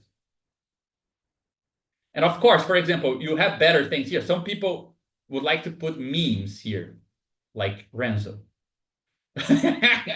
right? Aren't memes the promise of a territory for urban autonomism? Like, it's the idea that I don't trust rules. We can't have organizations with a lot of structure because we can't create organizations with the groups that we're trying to organize together because they are not organized in any way similar to us. There's class composition, there's all these problems. We need things to go viral, we need things to spread. So we're still looking for something that propagates some forms beyond our immediate propagating capacity, right? Uh, yeah, I think that goes back to the problem. Like the first axis here, right, is this one: how hard it is to propagate, but also how hard it is to erase what you've propagated. And the other axis, so this is, let's say, difficulty, and the other axis is the form, meaning you also want to find territories that propagate the right forms. So, for example, if you want to propagate economic forms, memes are not very good. But if land is better, potentially, right? If you want to propagate non-state forms, non-hierarchical forms, rules might be enough, but they might not be as good to propagate kind of resource distribution. I don't know, right? So we can evaluate these different territories by how they fit in these different uh, axes. Perhaps there are more parameters we could analyze as well. But this is something that I think that we can learn a lot from what they're doing, in the sense that they came up with an analysis of the failure of MST that I don't think is based. I mean, I don't think anyone today is just arguing for cooptation, but there is the argument, for example, from Annalisa's book, that I think it's more like it was only possible, it only had power to propagate because capital was willing to propagate it. Capital produced simultaneously for a bit in South America the developmental civilizatory justification for agrarian reform and the pauperized population that needed more than modernity. And MST was that contradiction. So it was the collapse of modernization. It served the collapse of modernization. Its own dreams being destroyed at the same time that there were people who were like revolting against that destruction, right? But once this collapse is complete and people are just like surplus populations are fully integrated into this new situation, no wonder that they lost their strength. Maybe that's a correct analysis. I don't think there is necessarily a contradiction, but I am curious to see how it features when you compare it with this different timeline, where their analysis was very much about not about the superstructure kind of or capital absorbing MST, but it was about like what should you be cultivating here and how, if you want to propagate what, right? Uh, that's why I think that their first book is called Land and Territory, Terra y Territorio. Like you cannot have a land movement. You need to have a territorial movement, which is something slightly different. And I don't think that they have uh, they give it like some essential meaning. Like territory is this spontaneous relation you have to things. They have a very economic, strategic meaning to the term. So uh,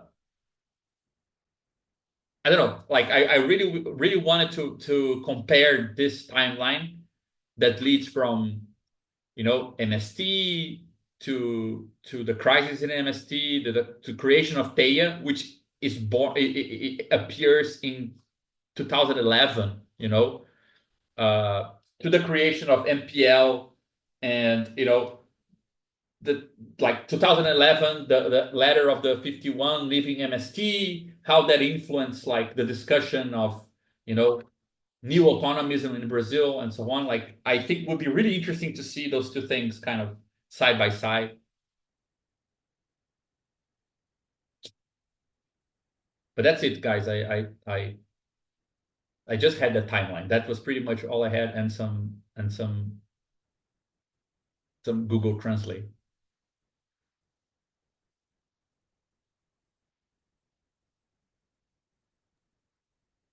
Yeah, this is very amazing. Um, I wanted to ask you, like, what do you think? Because I think it makes a lot of sense to try to contrast this sort of like rift between the kind of web of people line and the more insurrectionist urban kind of direction, because it's like one line stayed within the rural side and the other sort of it was, I mean, indeed the people who were creating MTST, which is the urban occupation movement in Brazil. So they were sort of like they had this kind of almost Maoist idea of encircling the city and trying to like plan this insurrection towards the city centers. Um, but yeah, but what I was wondering is like, how do you think it looks from the point of view, or better, like how does it contrast Because I mean the contrast with this two perspectives is quite clear, I think. But I guess from the point of view on a superficial reading, like the movement that the kind of like official MST made. So you have like this important turn in the kind of core MST from um the occupation tactic to like the investment in cooperatives. And I think uh a good argument from analysis that I think it's quite clear with the rise of the price of land of the commodities, occupying becomes this really risky and kind of you're actually like meddling with a lot of value. And I think that's also the reason why maybe indigenous struggles are sort of like gaining a new kind of strategic center in Brazil. Hmm. But yeah, but in any case, like this turn towards cooperatives that we see in current MSTs still sounds very different. I mean, superficially it looks similar in the sense that they're both kind of like turning inside towards their inside and trying to like organize productive economically the kind of and consolidate the land they already have. And MST talks also in terms of like uh food sovereignty. And but I don't know if it feels to like it looks fundamentally different. And um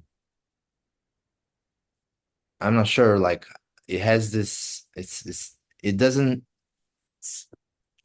like one, as you said, is it doesn't seem to take stock like as a strategic asset like the territory. Like it seems to be like a means for something. It's still sort of very tied to like a means of trying to establish a sort of like social movement tied to the state power. I think their end game is more like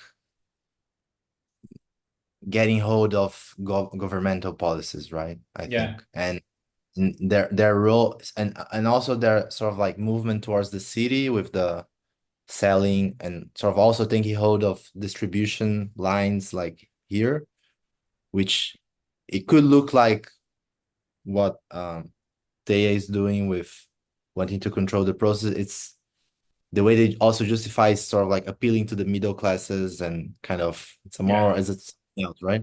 So Yeah. yeah, wanted to hear from you what. Yeah. It's something that it's funny because I like that this kind of let's have like line one, line two, and line three, right? Strategic line one, two, and three. Line one is the legalist strategy. Line two is the more insurrectionist. Guerrilla is not the right term, but like combative strategy of.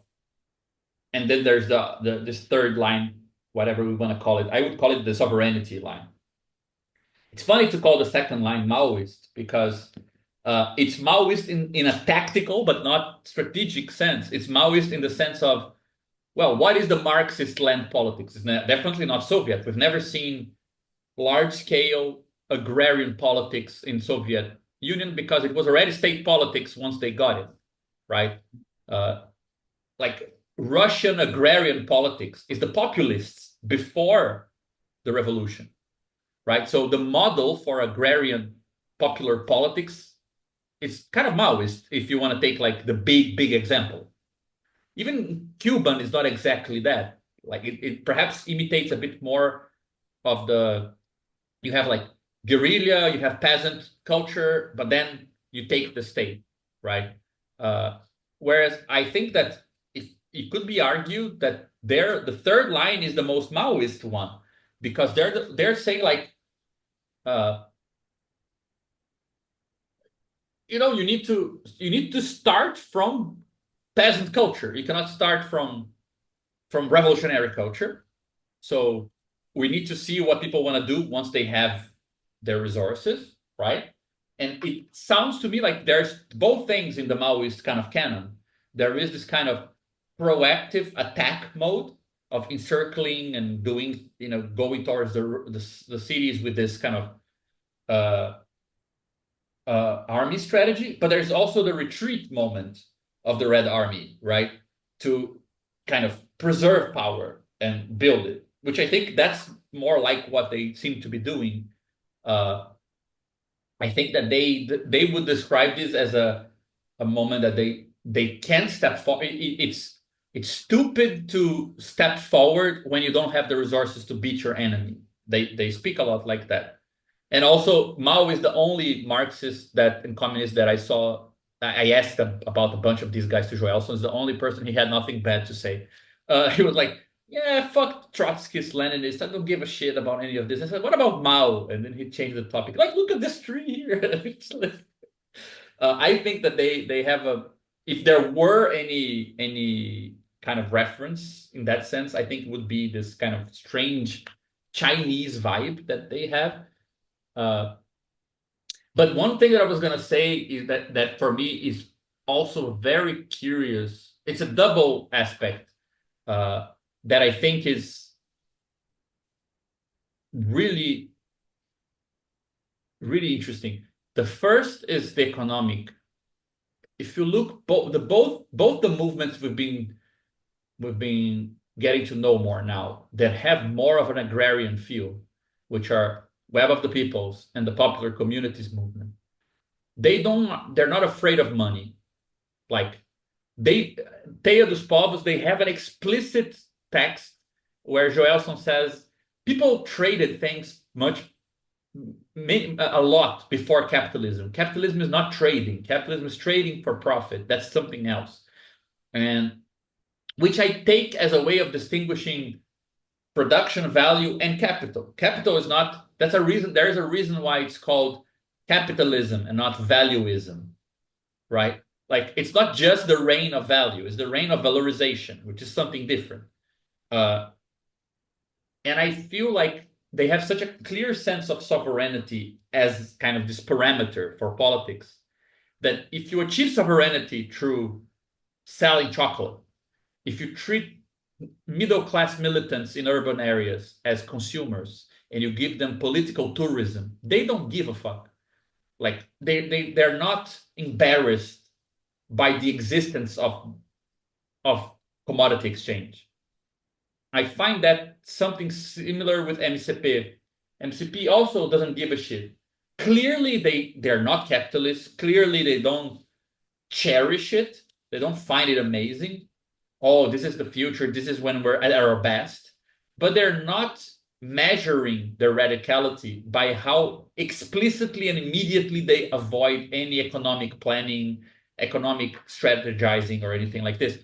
So there's something to that. I don't know how to explain, but I don't see it as a sign as I used to see. I thought, well, that means that Webs of the People focuses on a mode A politics and disregards a mode C politics in the sense that they are so focused on building the autonomy of the peoples that they are even willing to negotiate with mode C in the sense of they are compromising at the economic level. They sell things.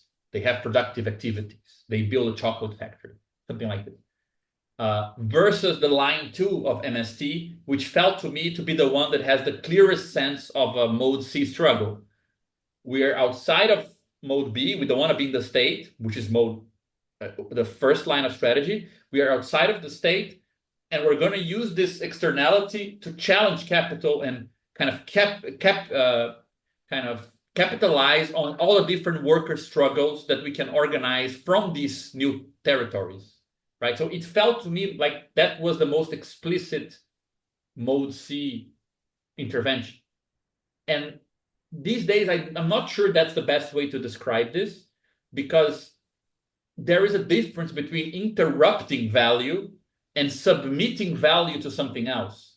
And I think that the third line that they are following, it's much clearer that they are able to submit value to something else than the second line, which is only able to say capital, don't go through here. We don't want to use money. We don't want to have any economic life.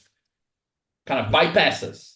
But that's how much of an intervention are you making in that sense? Like, in which sense are you putting anything else at a dominating position with regards to value? So that's, I think, the first thing that I still have no idea how to think about it. but the more I'm getting to know Teia and the popular communities movement, the more my feeling is something like once you have a territory that is land, you don't need the rules to be your territory. You can bend the rules.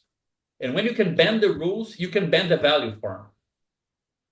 If you don't have land and the rules are everything you have, you can't play around because that's the only ground your struggle has.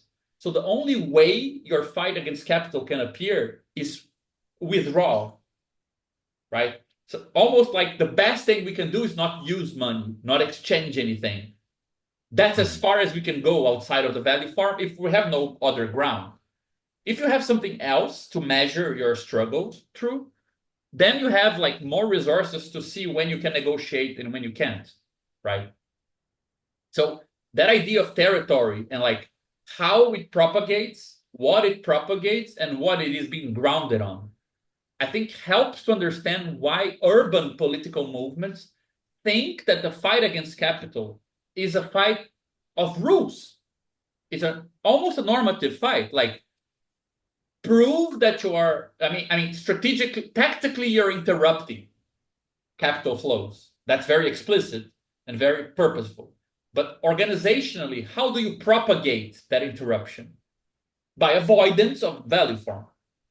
So let's not talk about money, talk about economy, let's have nothing to do with it. Whereas in their case, they can they might have a harder time directly affecting the flow of capital, like they're not gonna necessarily cut some supply, even though they sometimes do, strikes and so on and so forth. But the organizational culture that they have, it's much easier to see within it in which way it is submitting mode C to something else because they have like a more substantial ground to experiment with, you know? So that's the first thing. And it's valid both for MCP and for Teia. Both of them managed to do that. And I think that it grounds this kind of, it creates a continuation with this Latin tradition of autonomism that has that meaning. Autonomism Mhm. is where you submit exchange to something else. And to submit it to something else, you need to be able to be grounded in something that is not the exchange form or whatever it is. So that's one part.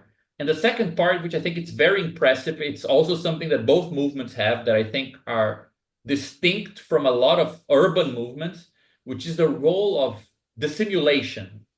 I don't know how you call this in English, like when it's like pretending, but it's not, right? When you're like dissimulado, it's like you're I don't know what's the word in English. There's probably a good translation. Uh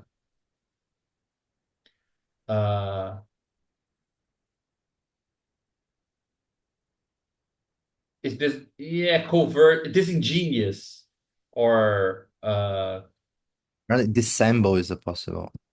Never yeah heard of it. yeah dissimulado means that you can tell something to another that is not really true, but you're not just lying, right? So how is that relevant? For example, uh I learned from friends in Teia that they're telling me a lot about the history. Like they're also studying the history, both movements, MCP and Teia. They're both studying the history of popular uprisings in Brazil from the standpoint that Brazil's peoples were never fully integrated into the labor market, the formal labor market. So there has been a history of worker struggles, and they have a history of people's struggles, which are not the same. So, for example, fleeing from the condition of slavery towards a quilombo and fighting for the autonomy of the quilombo is a people's struggle. It's not the same as the structure of strikes, so on and so forth. Those are like two traditions of struggle inside of Brazil that happen in parallel with a lot of differences. And if you look at the dictatorship in Brazil in the Northeast, and you look at communists and like the League of Poor Peasants and all these different movements, uh, uh, yeah, the Portuguese word is dissimulado. I'm not sure how to translate it into English. But if you look at how they dealt with the dictatorship, like police would come, the military would come, would lock them up, would and then would say, "Are you guys communists or whatever?" They would say, "No, we're not communists. We're just religious people. We just care about Christ." And they would live. Whereas in the South, you would get a lot of people who couldn't lie because they had to say they were communists. They had to uphold their ideals in whatever condition in a heroic fashion. And that goes back to the territory issue. If the territory you're building is it's not at the level of land, it's at the level of the rules or the language or the ideas or the images, you can't stop propagating it, because if you stop, it doesn't exist. If you're building something like an autonomous area where you want to live, if people stop you in the street and say, "Do you live there in the commune?" You can say, "No, I don't." You can lie because you're not betraying the movement by saying something which is not true, right? So the capacity of people to negotiate with the language of the other, and that's what dissimulating or dissembling, I don't know, means, right? Logically speaking, it is the capacity for you to submit to the language of the other without submitting politically to the other. So, for example, this happens a lot, right? People say, and they come to you and they start like not necessarily cursing, but they can be diminishing or bothering you in some way. And if you're secure enough of something that is more important to you, you can let it happen without feeling it is a loss, because ultimately you feel like you're the one deceiving them when they get what they want, because you're protecting something else that is more important, right? So dissimulation has that meaning of, I will submit something unimportant so that I can save up something important.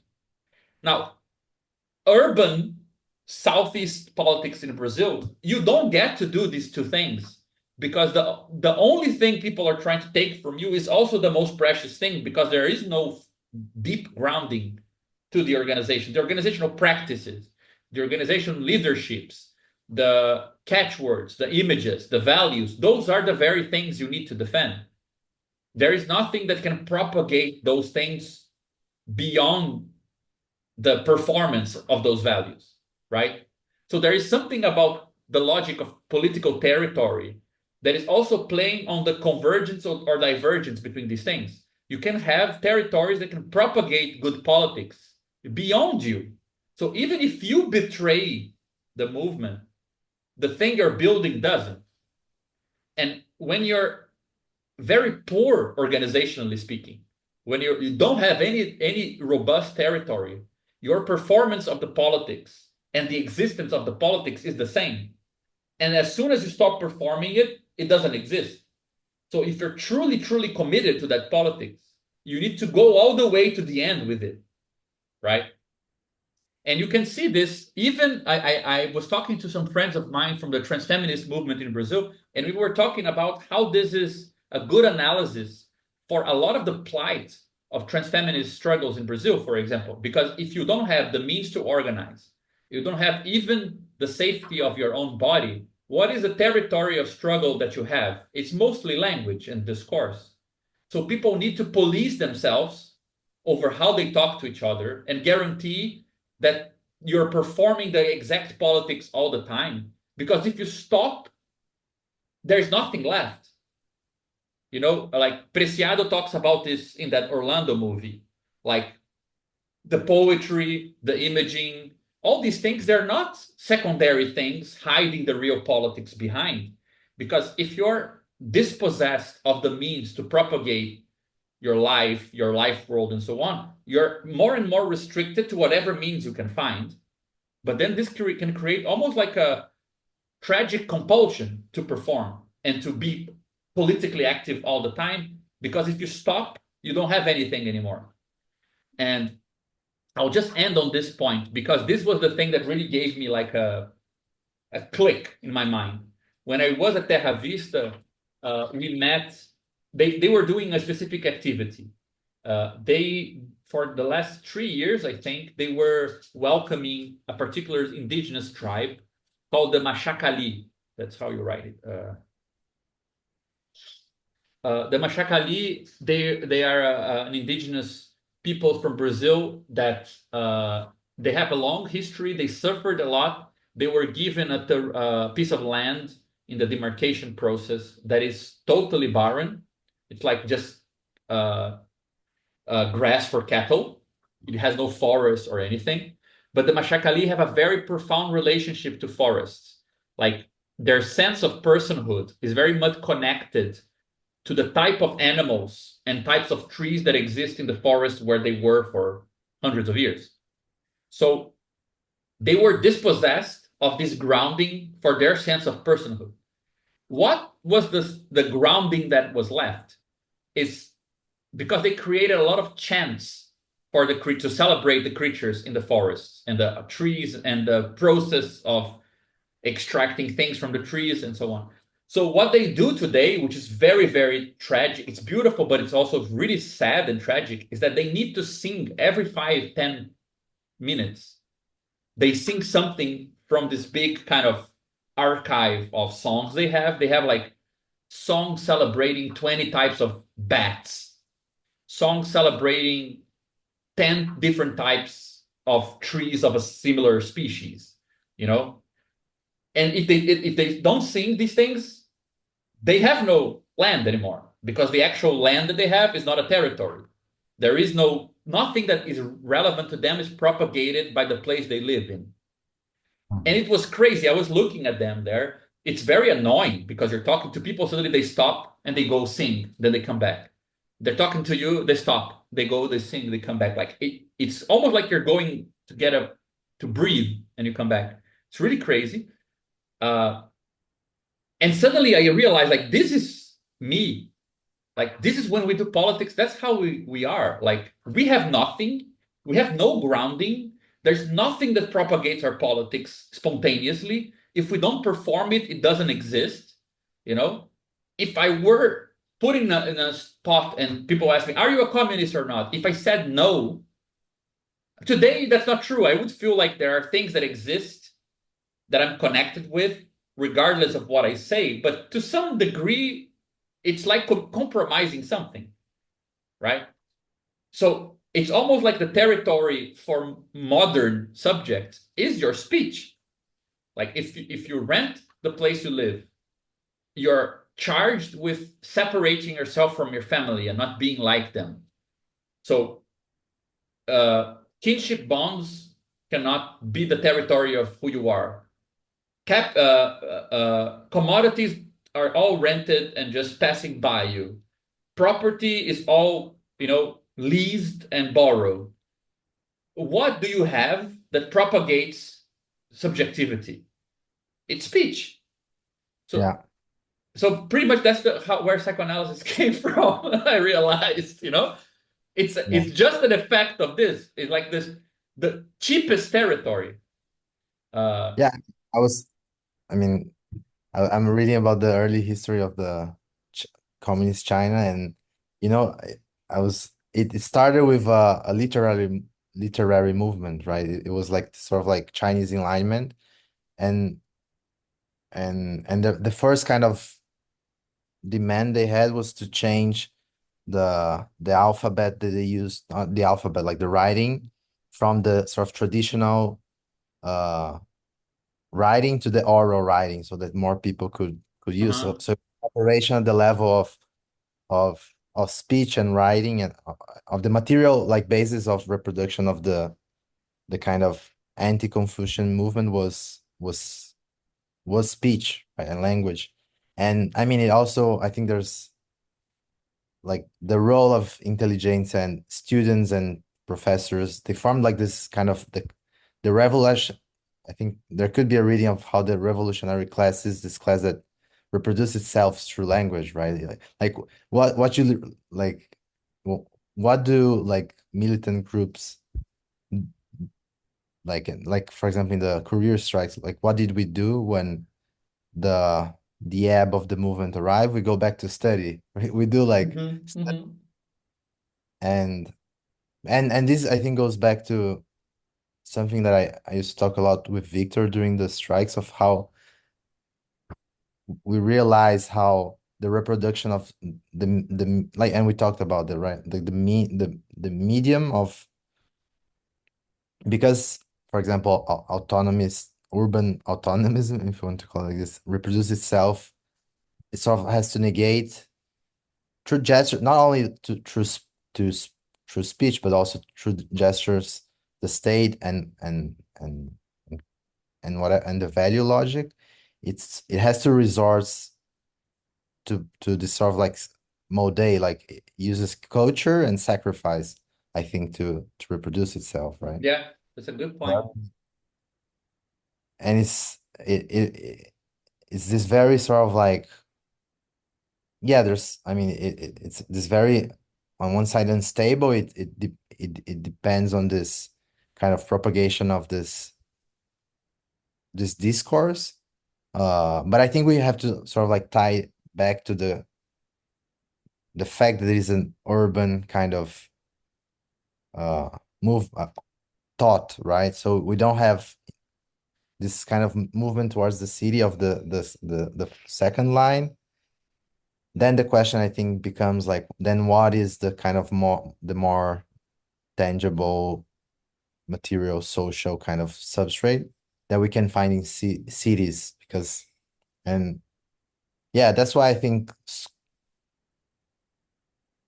I think that's the sort of like missing link, and that it's probably schools, because I mean, if it is true, is this weird combination, right? Like the sequence of struggles that we have, it's school occupations and fare, transport fare. So you have basically the street and the school as this sort of like the two kind of substrate, like this the street as this the place where you can interrupt the flows of capital, and the school, it seems to me that where the real basis of reproduction of the movement is, which is the composition is, you have the worker which is going to work, right, the who's in the bus, and the teacher and students that have more free time and have this, yeah. So I think there's a whole analysis of this.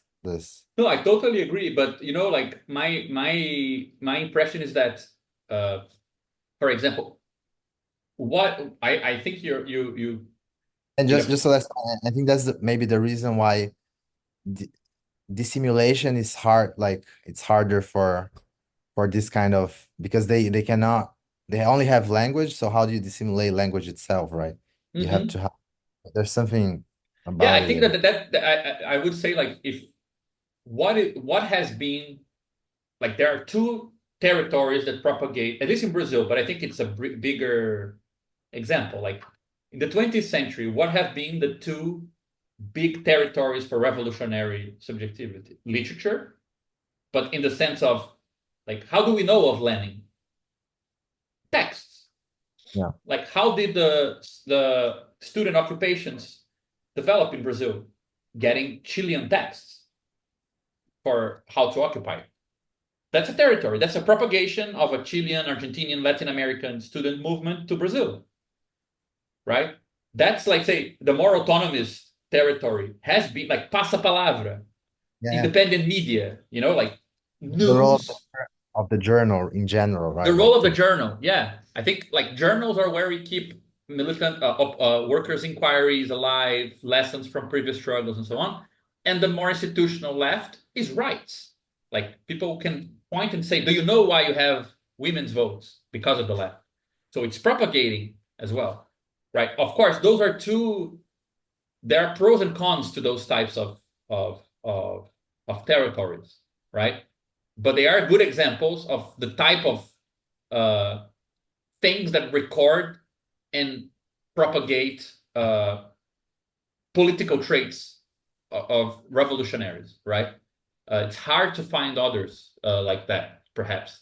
And it's funny because the climate might be a new one in the future. To be able to say it's sunny today because of communists, like, that's actually a possibility, right? Right. If you stop fossil fuel, and it changed the direction of the weather, that's actually something that will propagate a, a political form that is beyond political organizing, immediate political organizing, that we can point to when it records a certain way of dealing with things, right? Uh, so I think like language as the immediate thing, like I would separate literature, both political and artistic literature, from language, natural language, because natural language is the worst territory you can have, I feel. Like, first of all, it already dominates you more than you dominate it. All right. If you're Lacanian, you would say it speaks you before you speak it. So you can't really tell it what to propagate so much. And even when you can have a close attention to how words are used, pronouns are used, which are, I mean, the politics that we can have sometimes, so that we should strive towards it. But it comes with that trade-off, right? Natural language has very weird trade-offs, very unknown, enigmatic trade-offs. So uh, yeah, I think that you can extend this analysis to a lot of different phenomena, but it started for me with their understanding, and I think it's really really crazy. Sorry, Raf, you had your hand up for a long time.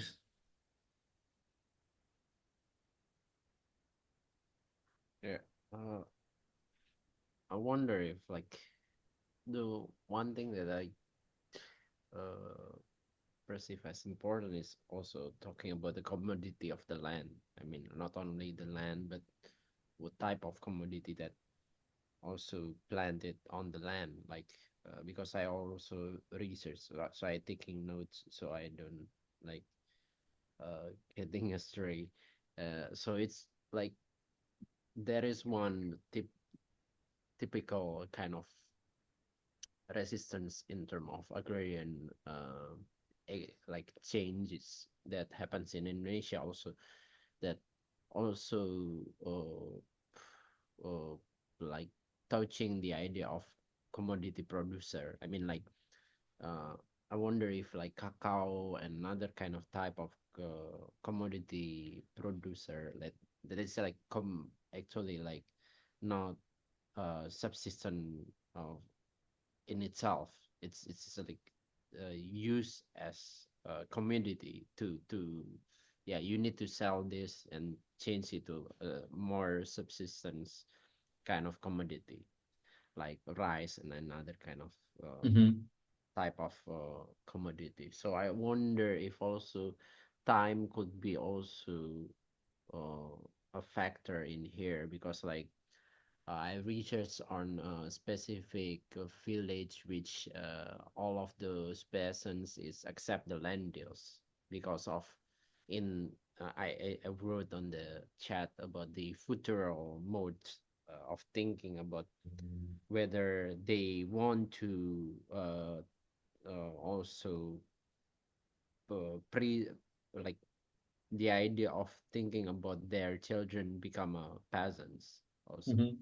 So it's also another appeal that could be also be thought about, because in that sense sometimes politic it's always in like encapsulate or being trapped in this state of emergency, like all of this peasant movement during the pandemics, they can survive and even like help like in solidarity with people who live in the city. They like sharing their kind of crops for kitchen solidarity.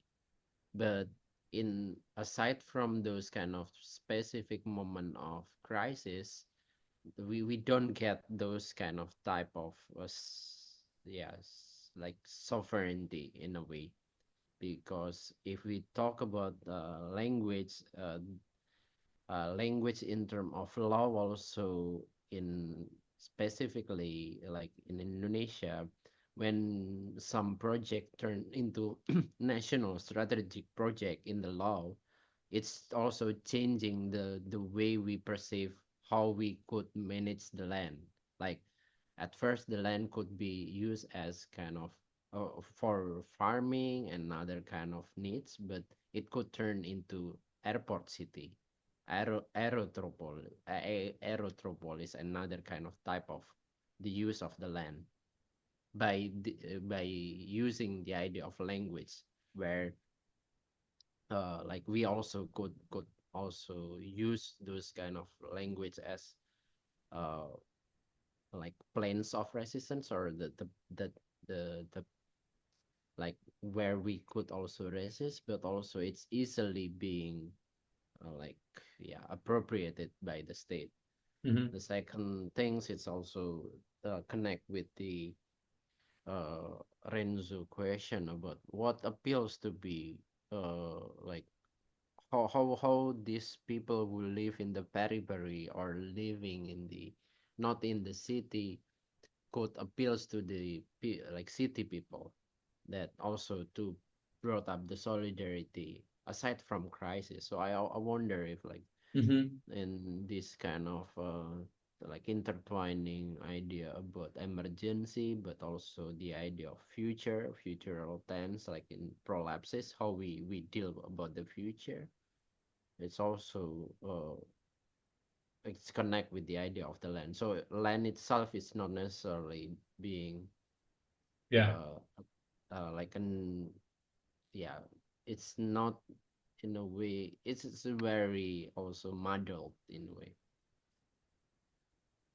No, I understand what you're saying, and I mean, I think it's also worth saying that uh, like this analysis of things that propagate a social form, right? You don't need to only think about like emancipatory politics to look at it. For example, human reproduction propagates kinship relations. When people have babies, they propagate families. That's not political necessarily. In fact, generally, it's not political at all. So, for example, there is that means, and you can generalize this to every social mode. Like there are forms of propagating uh, the logic of kinship that grow through a material basis that is both uh, that's usually based on kinship and reproduction, but can be based on other things that are material and not political in themselves. Capitalism reproduces itself materially by decomposing, recomposing nature in ways that only massive amounts of capital can undo. Like capital reproduces itself by polluting rivers because you need capitalist enterprises to depollute the river afterwards because we don't have the means to employ division of labor communally to undo what they do, right?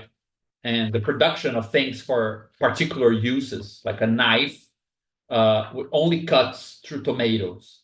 Like you're restraining use value in such a way that if you don't put it in a market to find a consumer, you can't do anything with it. So it restrains matter in ways that make capitalism easier as well, right? The same with the state. Like there are material things that propagate the logic of the state. And I think that's always spatially and always temporally. Uh, that's also why I think thinking about future generations is not in itself a good politics. Like, and no wonder it's not creating like a big climate movement, for example, because it's just not enough of a break from regular kinship structures to ignite and reproduce something that is not already what exists, right? But hey, Renzo, I need to go soon too, man. But Rifki, let me ask you something. Like, I tried to open this first text here, and do you have the PDF for that? Because they only have access to the first page there. It looked really, really interesting. Yeah, I can send you. Can you drop your email so I Sure, can let send me it? do that. But the other thing I was gonna say, just to close it off, like I think that there's also a change that I wonder if it's not useful to adopt, which is some people argue that look, these forms of solidarity emerge in crises. Once a crisis is over, they're over. They're not necessarily good things to base politics on because they're quite exceptional. But in a certain sense, I think that there are two theses being advanced today that change that. The first is the thesis that crisis capitalism is no longer an exception, but it is just how capitalism works, which then would mean that these things are going to become more and more common. And then there is a second thesis, which is it's not only how it's going to work from now on, but it's actually how it worked in most places in the world outside of Europe and the United States. Like, if you look at capitalism in Brazil in the 1800s, 1900s, it was very similar to that. It was always like you can't really live off formal employment. You might be employed, but you also need other things. It's capitalism, but it's also something weird that is not classic modern capital. So, from that perspective, these things are not like they look like exceptional moments where the social fabric breaks from the standpoint of this very modern concept of capitalism. But from the standpoint of places where capitalism always worked as a hybrid thing that is actually more profitable because it never fully implements modernity, because it's always in a critical place of overworking, of many forms of oppression simultaneously happening, of, it works for others but never works for that country. Like that situation is actually, it might actually historically be the common form, and the one that was not crisis is the exception. And if that's the case, then this argument that these are exceptional things that disappear, that argument will lose traction. So I don't know. I'm not fully convinced. I think there's a lot to discuss there, but it is something to think about. Anyway, man, I need to go. But thank you for the links. This the second one that you send also looks amazing. I'm gonna have questions if you don't mind. Yeah, Send you yeah. some. Thank you for the session. It was great. See you.